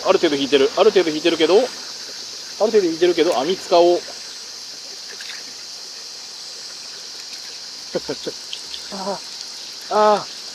これをやっちゃいけないらしいですね。でっかい魚の時は、ちゃんとこっちですくって、網に入れると。勉強です。これは初めて小一個ではなくマブダさんじゃないですか。食ってたかどうか針確認できなかったんであれですけど、マブダさんだ。ああ、可愛らしいサイズのマブダさん。よいしょ、ありがとう。ここでちょうど餌がなくなってしまったので、本日2回目の餌を作ります。本日2回目のグルテンぐるぐる。給水。エンジンで飛んでる人がいます。私は高所恐怖症なのであんなに高く行くことはできません。というか3回ぐらいから下を見下ろすだけで怖いです。あと蜂が飛んでる。蜂が飛んでた今。怖い。怖い。さっきまでグルテンに団子の底釣り夏や冬、いわゆる混ぜ物をしていましたが、なんだかいろんなものが寄りすぎてしまってるので、ここからはグルテンをそのまま使っていました。網を使うほどでもないか。食べていた船っ子ちゃん、マブナさんですね。ありがとう。これはお魚さんの絞りたて。詳しいことは言いませんが、見ていただければわかります。よし。それ重いからってダメなのね。鉄のすれ。ごめん。なんだかお尻の穴から出てきたもののような気がします。いや、これが何かは言いませんが、単語としては言いませんが、さっきの魚、お尻の穴からこれを出していった気がします。お尻そうですね、針外してって、お尻でプリッと、プリっていっちゃった。これはお魚、さっきのマブナさんのうんち。失礼しました。お食事中の方、これからお食事の方、申し訳ございません。ここにモザイクをかけているかかけていないかわかりませんが、ただの泥のように見えるので、モザイクはかけないでおきます、多分。夕日で浮きがギラギラと反射中です。レンズには一応変光フィルターをつけていますが、光の角度が対処しきれない角度なので申し訳ありません。やっとまともじゃないの？しかもヤンコ？まともじゃないかな上、小一個、下、船っ子。小一個と船っ子、ゲットです。どっちも食ってました。船っ子はちょっとサイズアップして、ちょっといい引きだったな。竿がちょっとしなって楽しかったです。はい、ありがとう。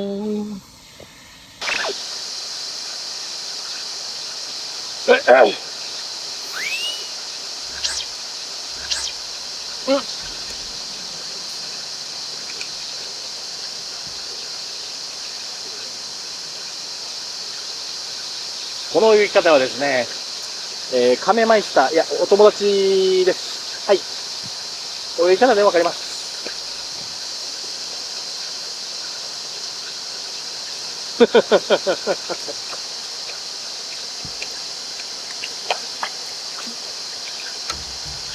これ欲張りさんもしかして、2個頬張ってますね。2個頬張ってる欲張りさんですね。なんてこったい。小一個、船っ子、そして亀、その連発でしたが、日が暮れてきた頃にようやくまともなサイズがヒット。ただ近づいてきて口はミヨーンと伸びているのでヘラブナではありませんが、ようやくまともなサイズです。どんどんサイズアップしてるぞ。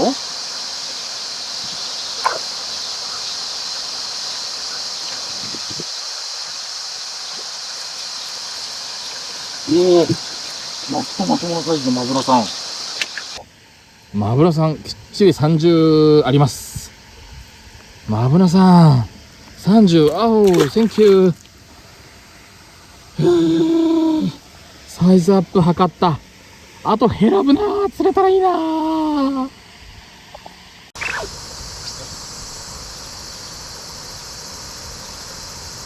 おしまい。中途半端にでかいマブラさんが来たからやっちゃった。もうちょっと暗くなる前に片付け始めるつもりでした。やられたぜ。いやね、いつも思うんですよ。台をこの状態までして、ここから立ち上がるのがめんどくせえんですよ。もう、めんどくせえんですよ。片付けなきゃ。もう真っ暗なので。ありがとう。それなりに釣れた。本命は釣れませんでしたが、とりあえず満足です。ありがとうございました。ありがとうございました。さて、ジムニーに乗って帰ります。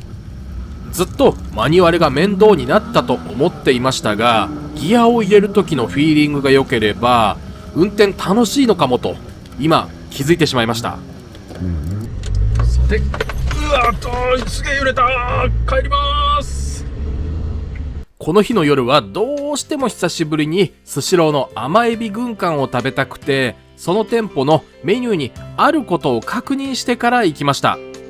タッチパネルを隅々まで眺めてみましたが、残念ながらない。品切れ情報にも載っていませんでした。5皿、いや、10皿は食べるつもりだったので、無念です。美味しかったです。ごちそうさまでした。ということで、ここまでご視聴いただきありがとうございました。チャンネル登録も評価ボタンも無料ですから、押していってください。前回の動画、いつもより100人以上も多く押してくれたんですよ。本当に嬉しいです。モチベーションの一つなので、よろしくお願いします。ではではまた来週、次の動画でお会いしましょう。じゃあ私かそ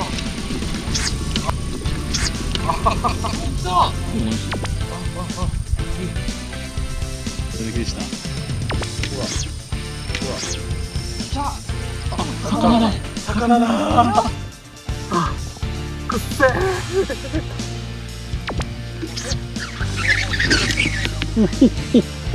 おはようございます。 SBFJ 利根川です。今日は久しぶりの首都高を通って東京湾を通過。アクアライン、最初の頃は通行料が4000円でしたけど、高すぎてなかなか通れませんでした。ちょっぴり怖い雰囲気の森を抜けてトンネルをくぐると、本日釣りをする場所に到着しました。この場所は千葉県君津市にある三島湖、宿原エリアのおかっぱりができるポイントです。一番水深のある一等地のポイントにはすでに人が入っていたので、どこに入るか探索中。降りるところにロープも張ってありましたが、それほど急でもありません。アイダマンから強烈な虫除けのいただきました。ここに入りません。一応緊張なんですけどね。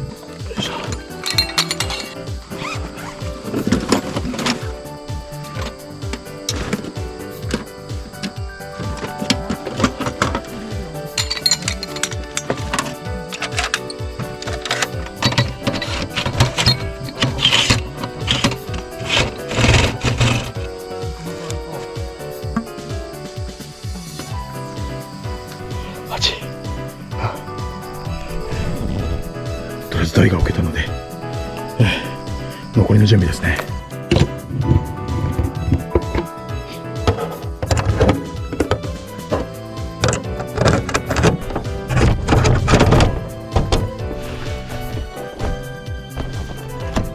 着座してようやく一息。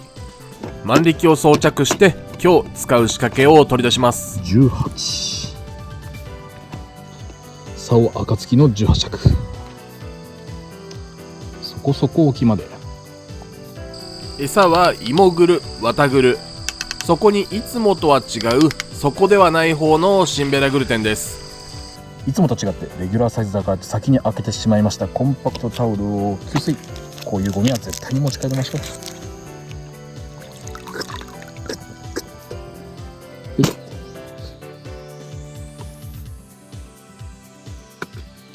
ぐるぐるぐるぐるグルテンぐるぐる吸水。なんだか相田さんと峰さんは団子餌の方が反応がいいというので、夏冬マッハ団子餌を先に作ってバラグルでスタートします。ぐるぐるぐる団子餌ぐるぐるを取りそびれたので、ここから吸水。じゃあ1投目いきます。よろしくお願いします。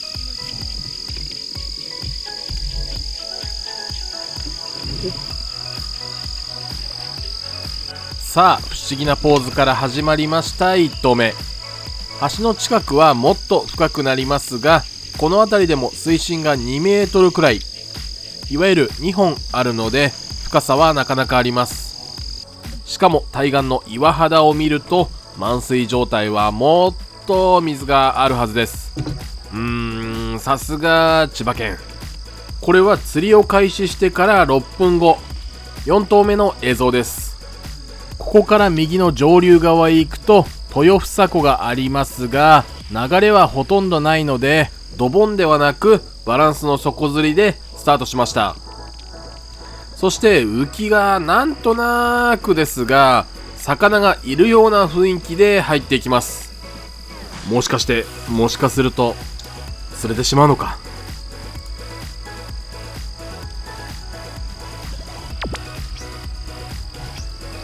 まあそんな甘くはないですね。入りました。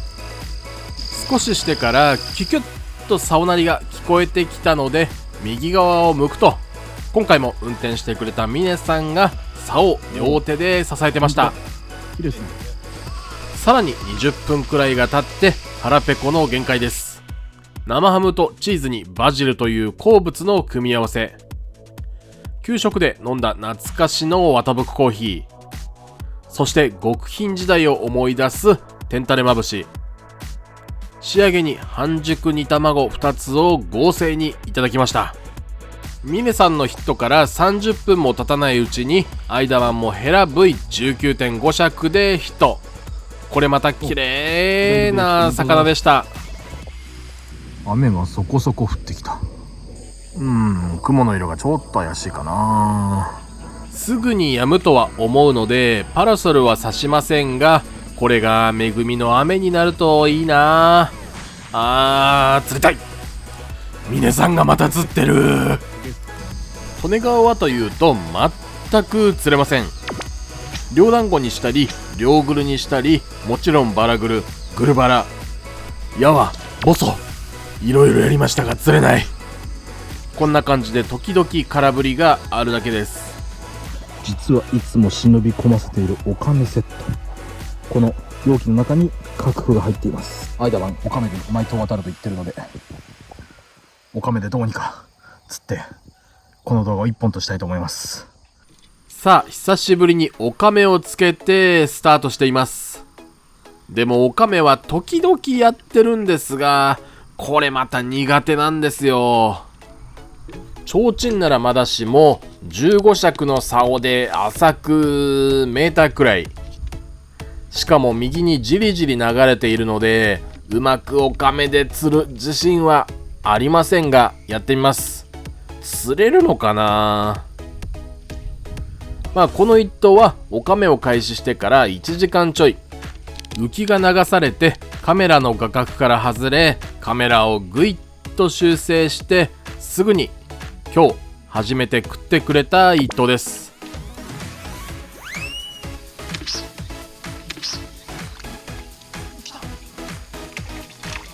ちっちゃいブルーギルですよ。大きめのブルーギルか。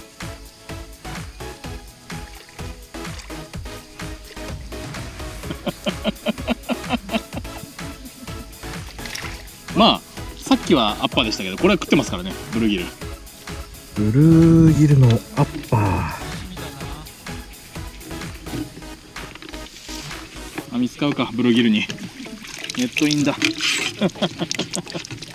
立派なブルーギル。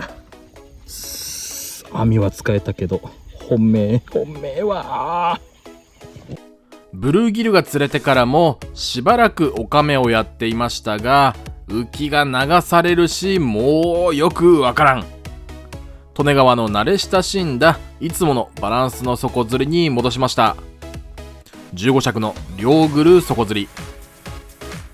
餌はいつもの芋グル25、綿グル25、シンベラグルテン底を50だ。50混ぜ合わせた餌です。ちょっと相田さんに渡すものがあってガサゴソしているので台が揺れっぱなしで申し訳ありません。この後の当たりも見逃します。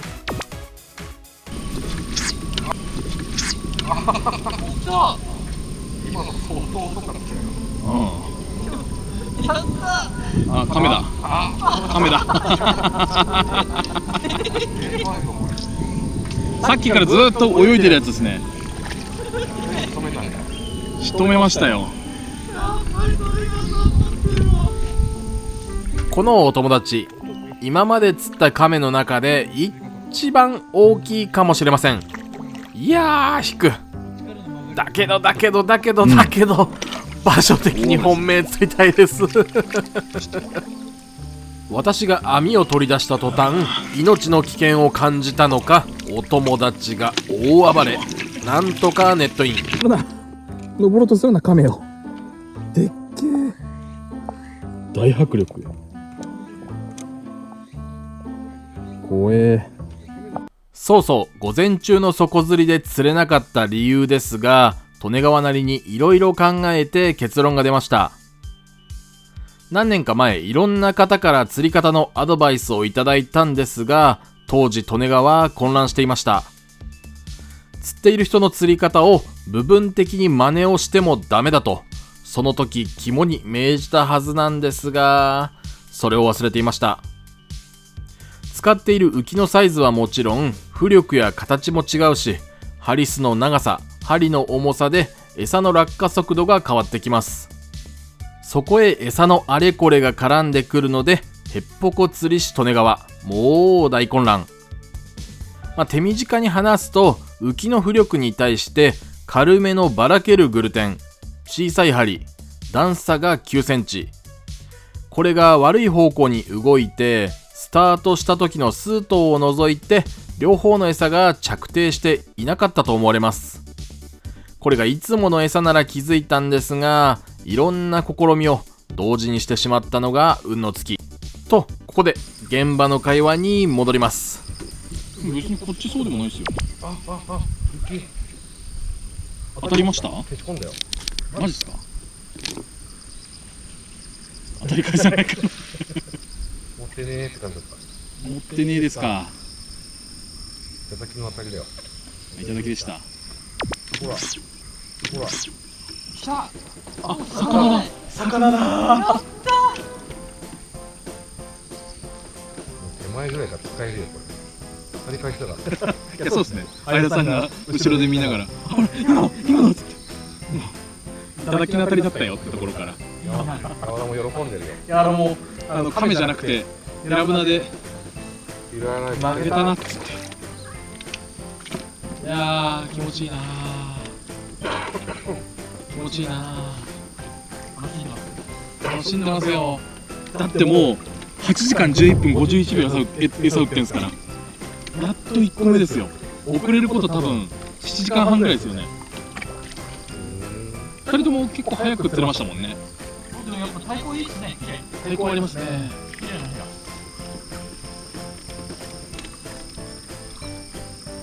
屋。あ、ドセンター。やったー。また理解しが出てるっていう。おおかっこ太鼓すごいな。もう一回スタート。いや、いいっすね。くっせー、たまんねえ。ありがとうございます。一回見逃して相田さんに笑われ、そしてもう一回当たりました。ありがとうございます。いやー、してましたね。ごめんね。あ、大丈夫か。浮きかけたけど大丈夫でした。ありがとう、あの子。愛してるわ。ここでまさかのハプニング。久しぶりの長時間録画でやらかします。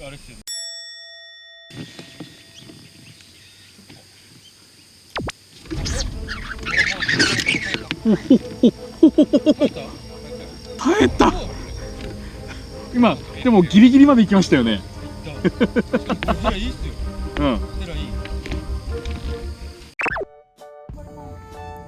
この子はお手手に擦れてました。申し訳ない。すっげえいい子なのに。よいしょ。ごめんね。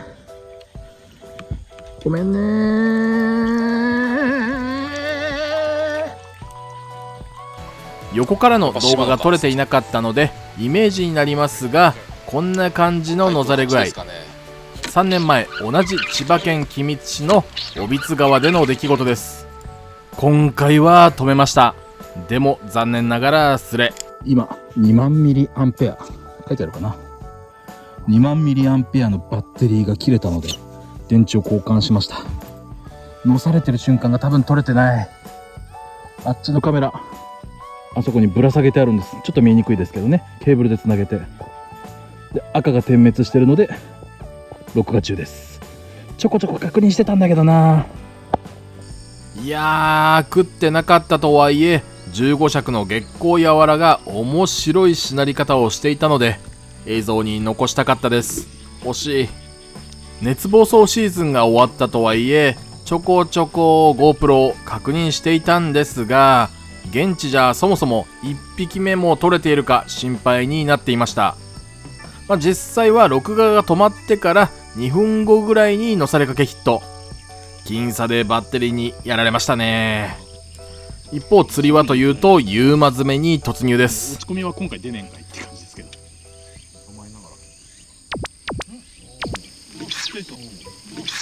ああ、やっぱりね。なんだような感じだ。そんな感じでしたね。ん？これもしかして四輪駆動でパフパフパフパフ食ってたんじゃないですか？あれでも違うか。これはこのでしょ。じゃねえかも。そんな感じですかね。ちょっとこうもぐもぐやってたところで口の周り食ってるか。上がりは出たの？どう？食ってる？ VAR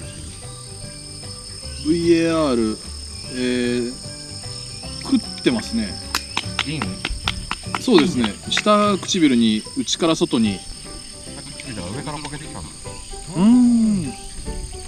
うこれやってましたもんね。浮きに出てましたもんね。そうですよね。ほほしてましたよね。あれほぼってたってことですか？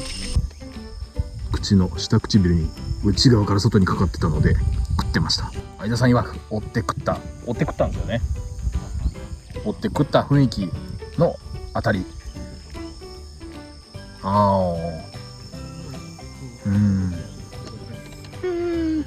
ひょろろろろ。よいしょ。ありがとう。さっきの取れてなかったらこれが1個目になりますね。裏では長竿を振り続けて疲れ切った相田さんと峰さんが休憩しつつビデオ通話中。夕間詰めだからかまた浮きが動きました。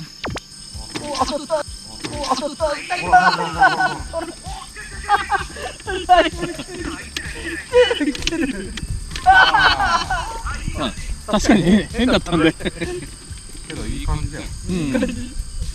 いい感じで魚も集まってきてますが、やっぱりこのお友達もその中には混ざってるんですね。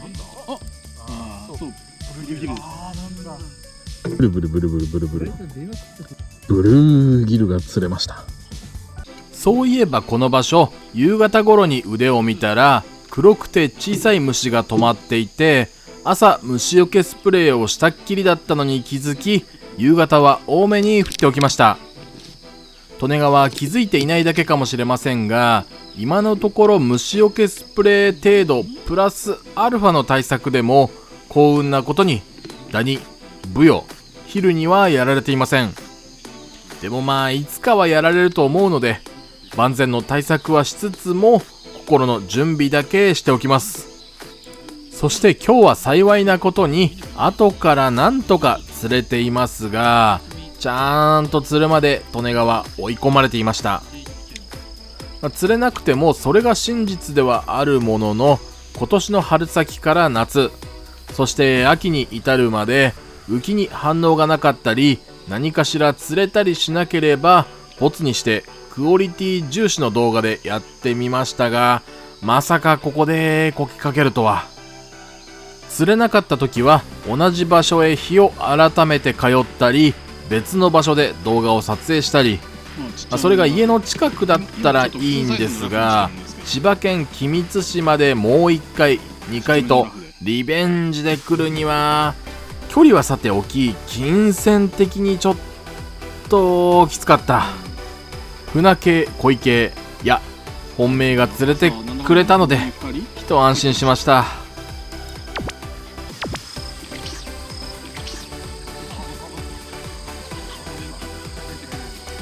今のはでもちょっと食ってんだよ。食ってると思うんですよね。食ってでもなんかな、動きがな、食ってなさそうな感じと、でも食ってそうな感じと走りますね。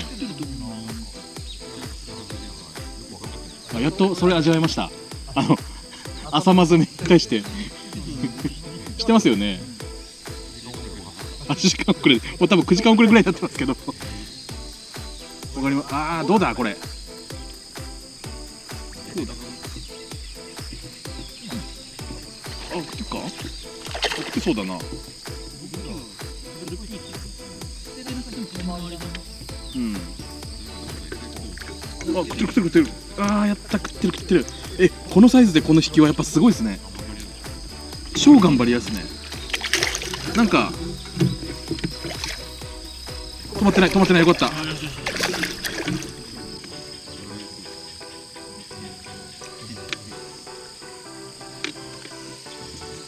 ネットウィン。ちょっとぼやけてますが、きっちり37あります。37.2？ 3？ 乗りました。かっこいいな。よいしょ。37点ちょいの子。ありがとう。でっけえな、ここで見ると。で、落とした金柑を網で拾うと。取るだけ取って使わなかったカットを流しながら今日のまとめ。かなり久しぶりに録画中 20,000mAh のバッテリーが尽きてしまうという失態でした。着座前に撮り始めたファイルが6時45分でバッテリー切れが15時59分。それもあくまで連続で録画をしていたところだけなので、録画ファイルは合計で 370GB 以上。釣り場には12時間以上いたので疲れた。とりあえず来た道と同じ東京湾アクアラインで海ほたるの下を通って無事に帰宅。本日も最後まで動画を見ていただきありがとうございます。向かい側に岩肌が反り立つ雰囲気の野釣り、楽しそうだなと思った方、評価ボタンを押していってください。もうチャンネル登録するしないはお任せします。ということで、ここまでご視聴いただきありがとうございました。また次回の動画でお会いしましょう。おはようございます。 SBFJ 利根川です。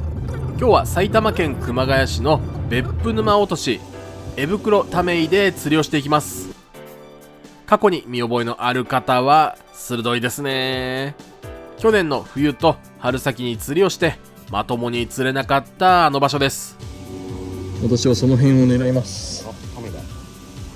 カメあの辺にもいたんで、お友達が多分ふわふわふわっといます。ザリガニ、本当だ。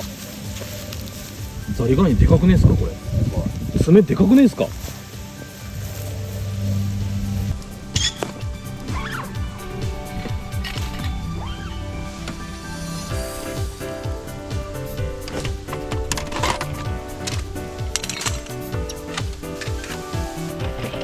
回ってるところを選ばないと。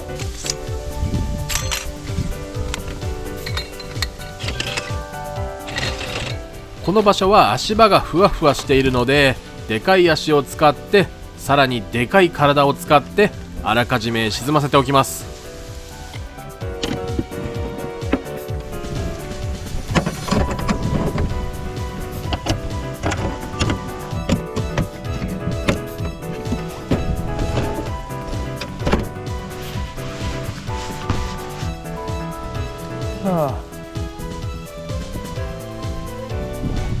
ハッピーターンを食べながらのんびり準備をしていきます。この辺を狙います。この辺ですね。半熟煮卵とわさび飯。辛い、ずーっと辛い。朝ごはんを食べた場所の動画は今回見送り、どこかでリベンジして一本にまとめます。竿を置いておく竿掛けをセット。竿は月光やわら10尺でやっていきます。仕掛け巻きをパカッと開けて10尺の仕掛けを取り出します。ちなみに道糸は 1.5 号です。少し深いといいなぁと妄想をしましたが、相田さんが先に始めて浅いことが確定してしまったので、ハリスを縮めて水深を測ります。水深めっちゃくちゃ浅いです。ハリスが上15センチに対して上が道糸が20センチで、浮き分の3メモリで15センチってところか。60センチないな。いや隙間から美味しい水を確保。コンパクトトールは給水済み。わけあって給水済みです。こうしたい。ここで相田さんが 19.5 尺で釣っていました。マブナさんでしたが、利根川的には1箇所目に魚の気配がゼロだったので癒してもらえそうです。今日も餌を作っていきますが、グルテンで浅い底釣りといえばいつものやつ、芋、綿、シンベラグルテン底です。ぐるぐるぐるグルテンぐるぐる給水。じゃあ1個目よろしくお願いします。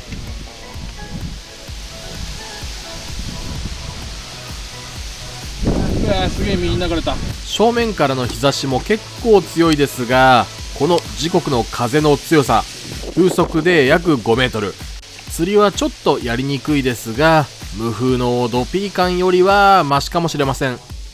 穂先をすぐに水の中へ入れず、迷い橋みたいになっているのは浮いているアシとかヨシの葉っぱがいるので、その隙間を狙って道糸を沈めていました。ゴミよけを出すほどじゃないですが、無視できる種類、無視できるほどでもありませんでした。だからといって一気に掃除したところで、右にある枯れた足が強風で揺すられまして無限供給されますと、ここでヒットです。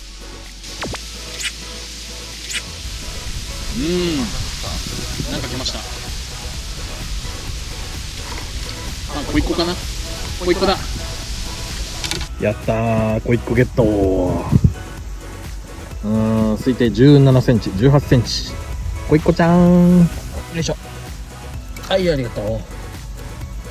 ちょっと前に水路で小一個やマブナが連チャンしていたのを思い出しました。ここも今足場になっているところは夏場水に浸かっているところなので、水路みたいなもんですけどね。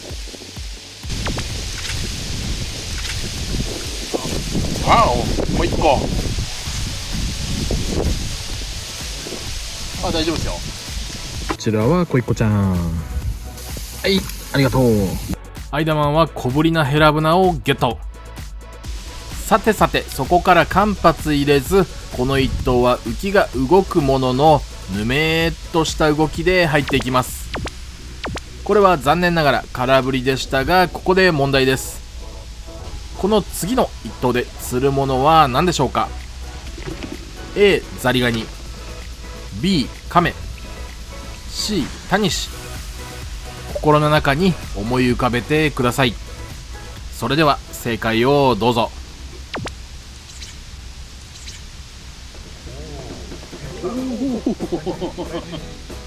正解は A のザリガニでした。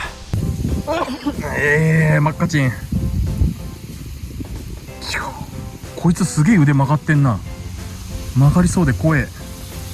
シャキーン。鼻に挟まねえっす。ザリガニ鼻に挟まないの？テレビでみんな挟んでたよとアイダマンジョーク。利根川は特殊な訓練を積んでいるので、今まで特用マッシュポテトを食べたり、ヒロキューになる前一系の餌も食べました。笑ってくれた人もいますが、引いてしまった人もそれなりにいるようなので、そういう内容は自粛。いや、正直に言いましょう。今まで利根川ザリガニに挟まれたことがないので、挟まれたくありません。芸人の方が挟まれているのを見ると本当に尊敬します。おお、やっとマブだ。マブオさん嬉しいっす。すごい合わせをくれたマブオさん、よっこらせ。ありがとね。今スタート時の釣り方と実は変わっています。多分ザリガニクイズのあたりだとは思うんですが、バランスの底釣りからドボンにしちゃってました。重りがナス型の 0.5 号に対して浮きの浮力もそこそこあるので、ほぼ垂直になってるんじゃないかなと思ってます。ちょっと引きが強いような。頑張りやか。頑張り。頑張り。やわらも頑張り。頑張りマブ。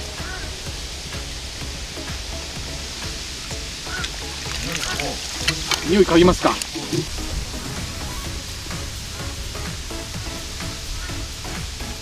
思ったより臭くない。あ、思ったより臭くない逃げしちゃった。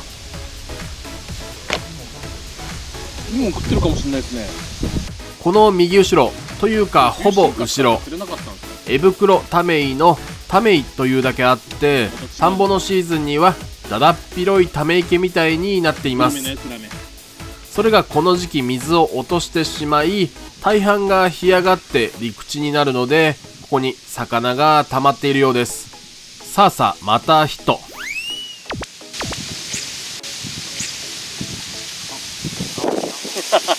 頑張り屋ですね。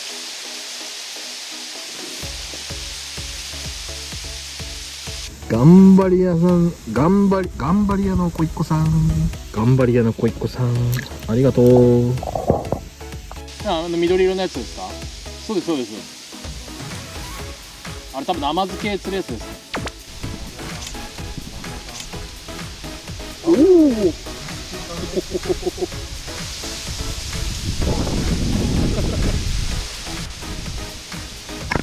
ザリガニ。やばいやばいやばいやばいやばいやばいやばいやばいやばいやばい。あ、落ちた。この時期ザリガニは越冬前の荒食いでしょうか。この辺りは自然が豊かに残っているので、穴を掘って冬眠する個体も多そうです。よし、ザリガニと違って横に泳いでいるので頑張り屋さんのお魚です。食ってたのか食ってなかったのかもう覚えていませんが、落としちゃいました。ごめん。この浮きの動き、もう画面の前の皆さんはお分かりですね。何でしょうか。せーの、ザリガニー。一本釣りですね。マジか。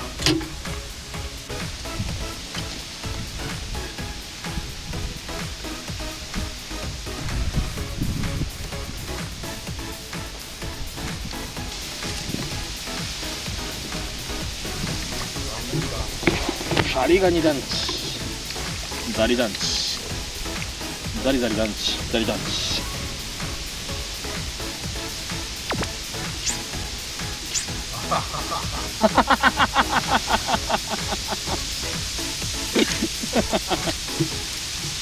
多分私の場合は浮きカメラを確認するたびに釣り台が動いて前側がズブズブと沈みます。なのであえて後ろ側を下げて相対的に平らにしました。ついでにカメラアングルを変更。それにしても日差しが強い。パラソルは持ってきていますが、これだけ風が強いとぶっ飛ばされてしまいそうなのでかなりリスキーです。固定したところでパラソルが壊れるでしょうし、顔面で腕で日差しを浴びてます。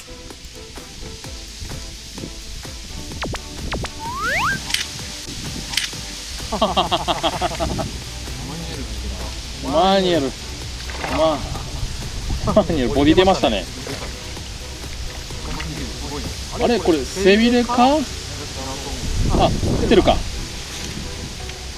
イエスイエスイエス。マブナさん臭くない。はい。あーごめん。よいしょ、ありがとう。このくらいのサイズだと中弱くらいまではヘラ V とかだと余裕すぎるので、大和の月光やわらとかシマノの風切りがちょうどいいですね。相田さんが使っているのも V ですが 19.5 尺なので、長尺になってくるとかなり気持ちよさそうです。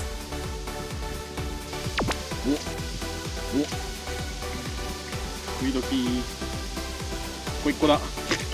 おお、桶にダイレクトインした。桶にダイレクトインしたのはこいっこちゃんでした。ありがとう。恋でした。こいっこにマブナ、ザリガニが釣れていますが、お友達のカメは釣れません。顔を出してプカーッと浮いてはいるし、ザリガニと同じようにこういう場所で産卵しちゃうので大量発生していることは間違いありません。でも来ない。沖に比べてこいっこが多すぎる気がするので、ヘラブナを釣るのは難しそうですが、そろそろ釣りたい。あれこれヘラ稚魚かも。この子釣れたわけではないんですが、ヘラの稚魚じゃないでしょうか。口も心なしか下向いてるし、コブもある。ただこの子背がかりだったんですよね。食ってりゃ最高だったんですが、まあこれじゃちょっと規定サイズに満たないか。ごめんね。今回針のサイズはオーナーセッサの6号だったんですが、あのサイズを釣りたかったらもう一回り小さい針にしておく必要があったか、そんなことを現地で思ったとか思わなかったとか。正直カメラの画角を変えたあたりで日焼けの匂いがしてきました。何の匂いかと例えようのない独特な匂いです。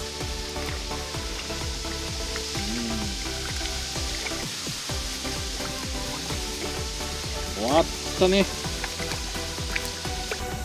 マブナさん、ちっちゃいマブナさん、これは推定18センチ。沖に持ってかないと離せない。引っかかってる？草が引っかかってるだけか。よし。冒頭で美味しい水を汲んだ時にお気づきの方もいたかもしれませんが、手前の枯れた足のところにはスジエビがたくさんいました。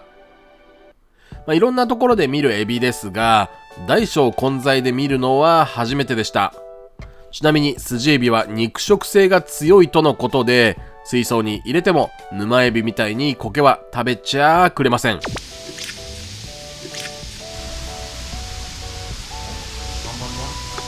頑張りやかも。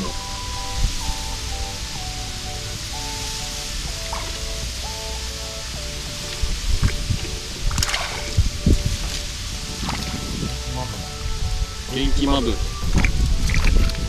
ょっとサイズアップ。私の中では今日一ですね。おまぶさん、利根川が釣った中では今日一のサイズ。相田さんが釣ったおまぶさんには到底及びませんが、おまぶさんこの後18尺に変えますが、せっかくカメラアングルも変えたのでダイジェストでお届けします。これはこいっこでした。3、40秒飛ばすと18尺に変更し始めるので、せっかちの人はこれはこいっこでした。せっかちな人は1分くらい飛ばしてもらえればと思います。これは釣ったんですが針から外れちゃいました。これは浮きが横に動きますが、横に動いただけあって背がかり食っていませんでした。ということで、竿を月光やわら10尺の3メートルから一気に伸ばしてシマノ暁18尺 5.4 メートルです。イモグルはさっき使い切ってしまったので、シンベラグル点75、ワタグル25、水100です。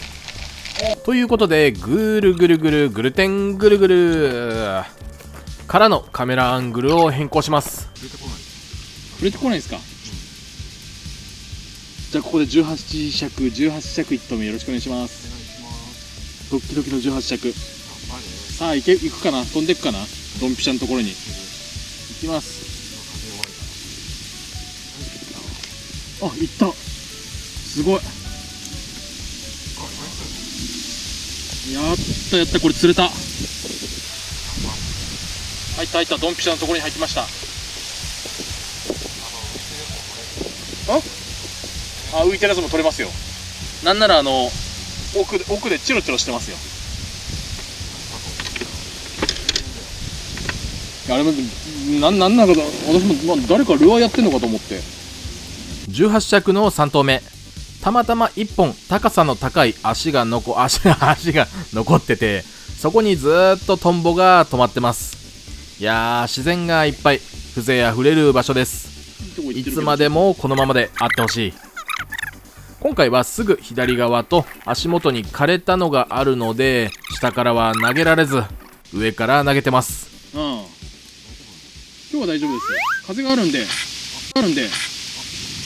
本当だ、走る、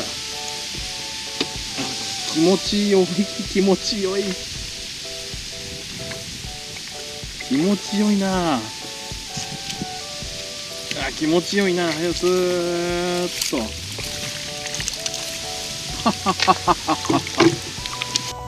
ちょっとヘラブナっぽいかな、ヘラブナってことにしちゃおう。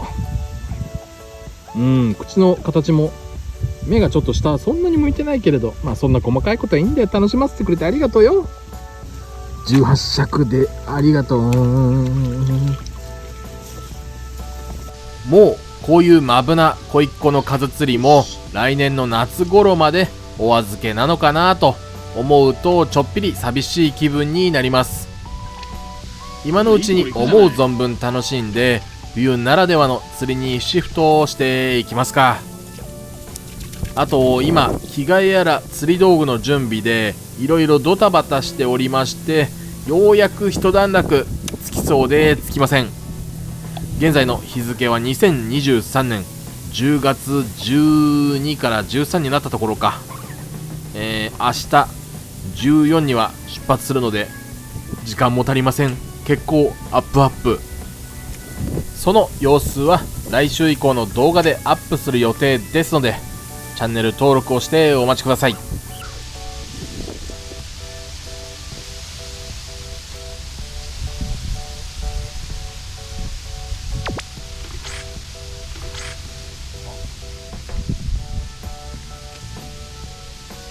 ックン、食ってくかな、ロックしてんのかな、ロックしてるな。これでもなんかヘラブナっぽくないですか、風味というか。これまた連続でヘラブナっぽい。まあいいヘラブナいいと思うんですけどね。ヘラブナ警察がうるさいもんで。いや、そんなこと言うのはよくねえな。ナイスミドルを釣ります。エマニエル夫人ばりのやつを釣ります。ありがとう。だからといって君がかっこ悪いと言ってるわけじゃない。僕よりはかっこいい。今見ると口の形がちょっと怪しいですが、まあ疑いようのないヘラブナを釣ればいいだけの話ですと思っていましたが、これが今回最後のヒット。3度目の正直。2度あることは3度ある。おい矛盾してるじゃねえかよって昔から思ってました。とりあえず午前中の場所でご飯はもりもり食べていたんですが、そこではカメしか釣れずボツってしまったので、いつかリベンジして1本にまとめてお届けします。この時間なら帰って編集進められるなって。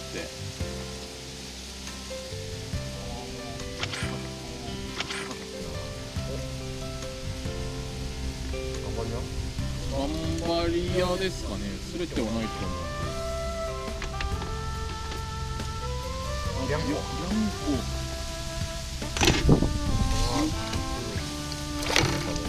締めとしていいんじゃないですか。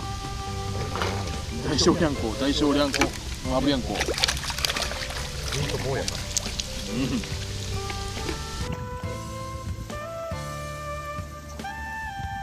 ツインマブ、どちらも食っていることを確認しました。小さい方が上の針、大きい方が下の針、ドボンなのでどちらもそこに貼っていましたね。では本日もありがとうございました。ありがとうございました。さようなら。ということで、最後までご視聴いただきありがとうございました。夕方の前に家に帰ったので、丸一日日差しを浴びたわけではありませんが、数日後に鼻の頭とほっぺの皮が日焼けでペリペリとむけてきました。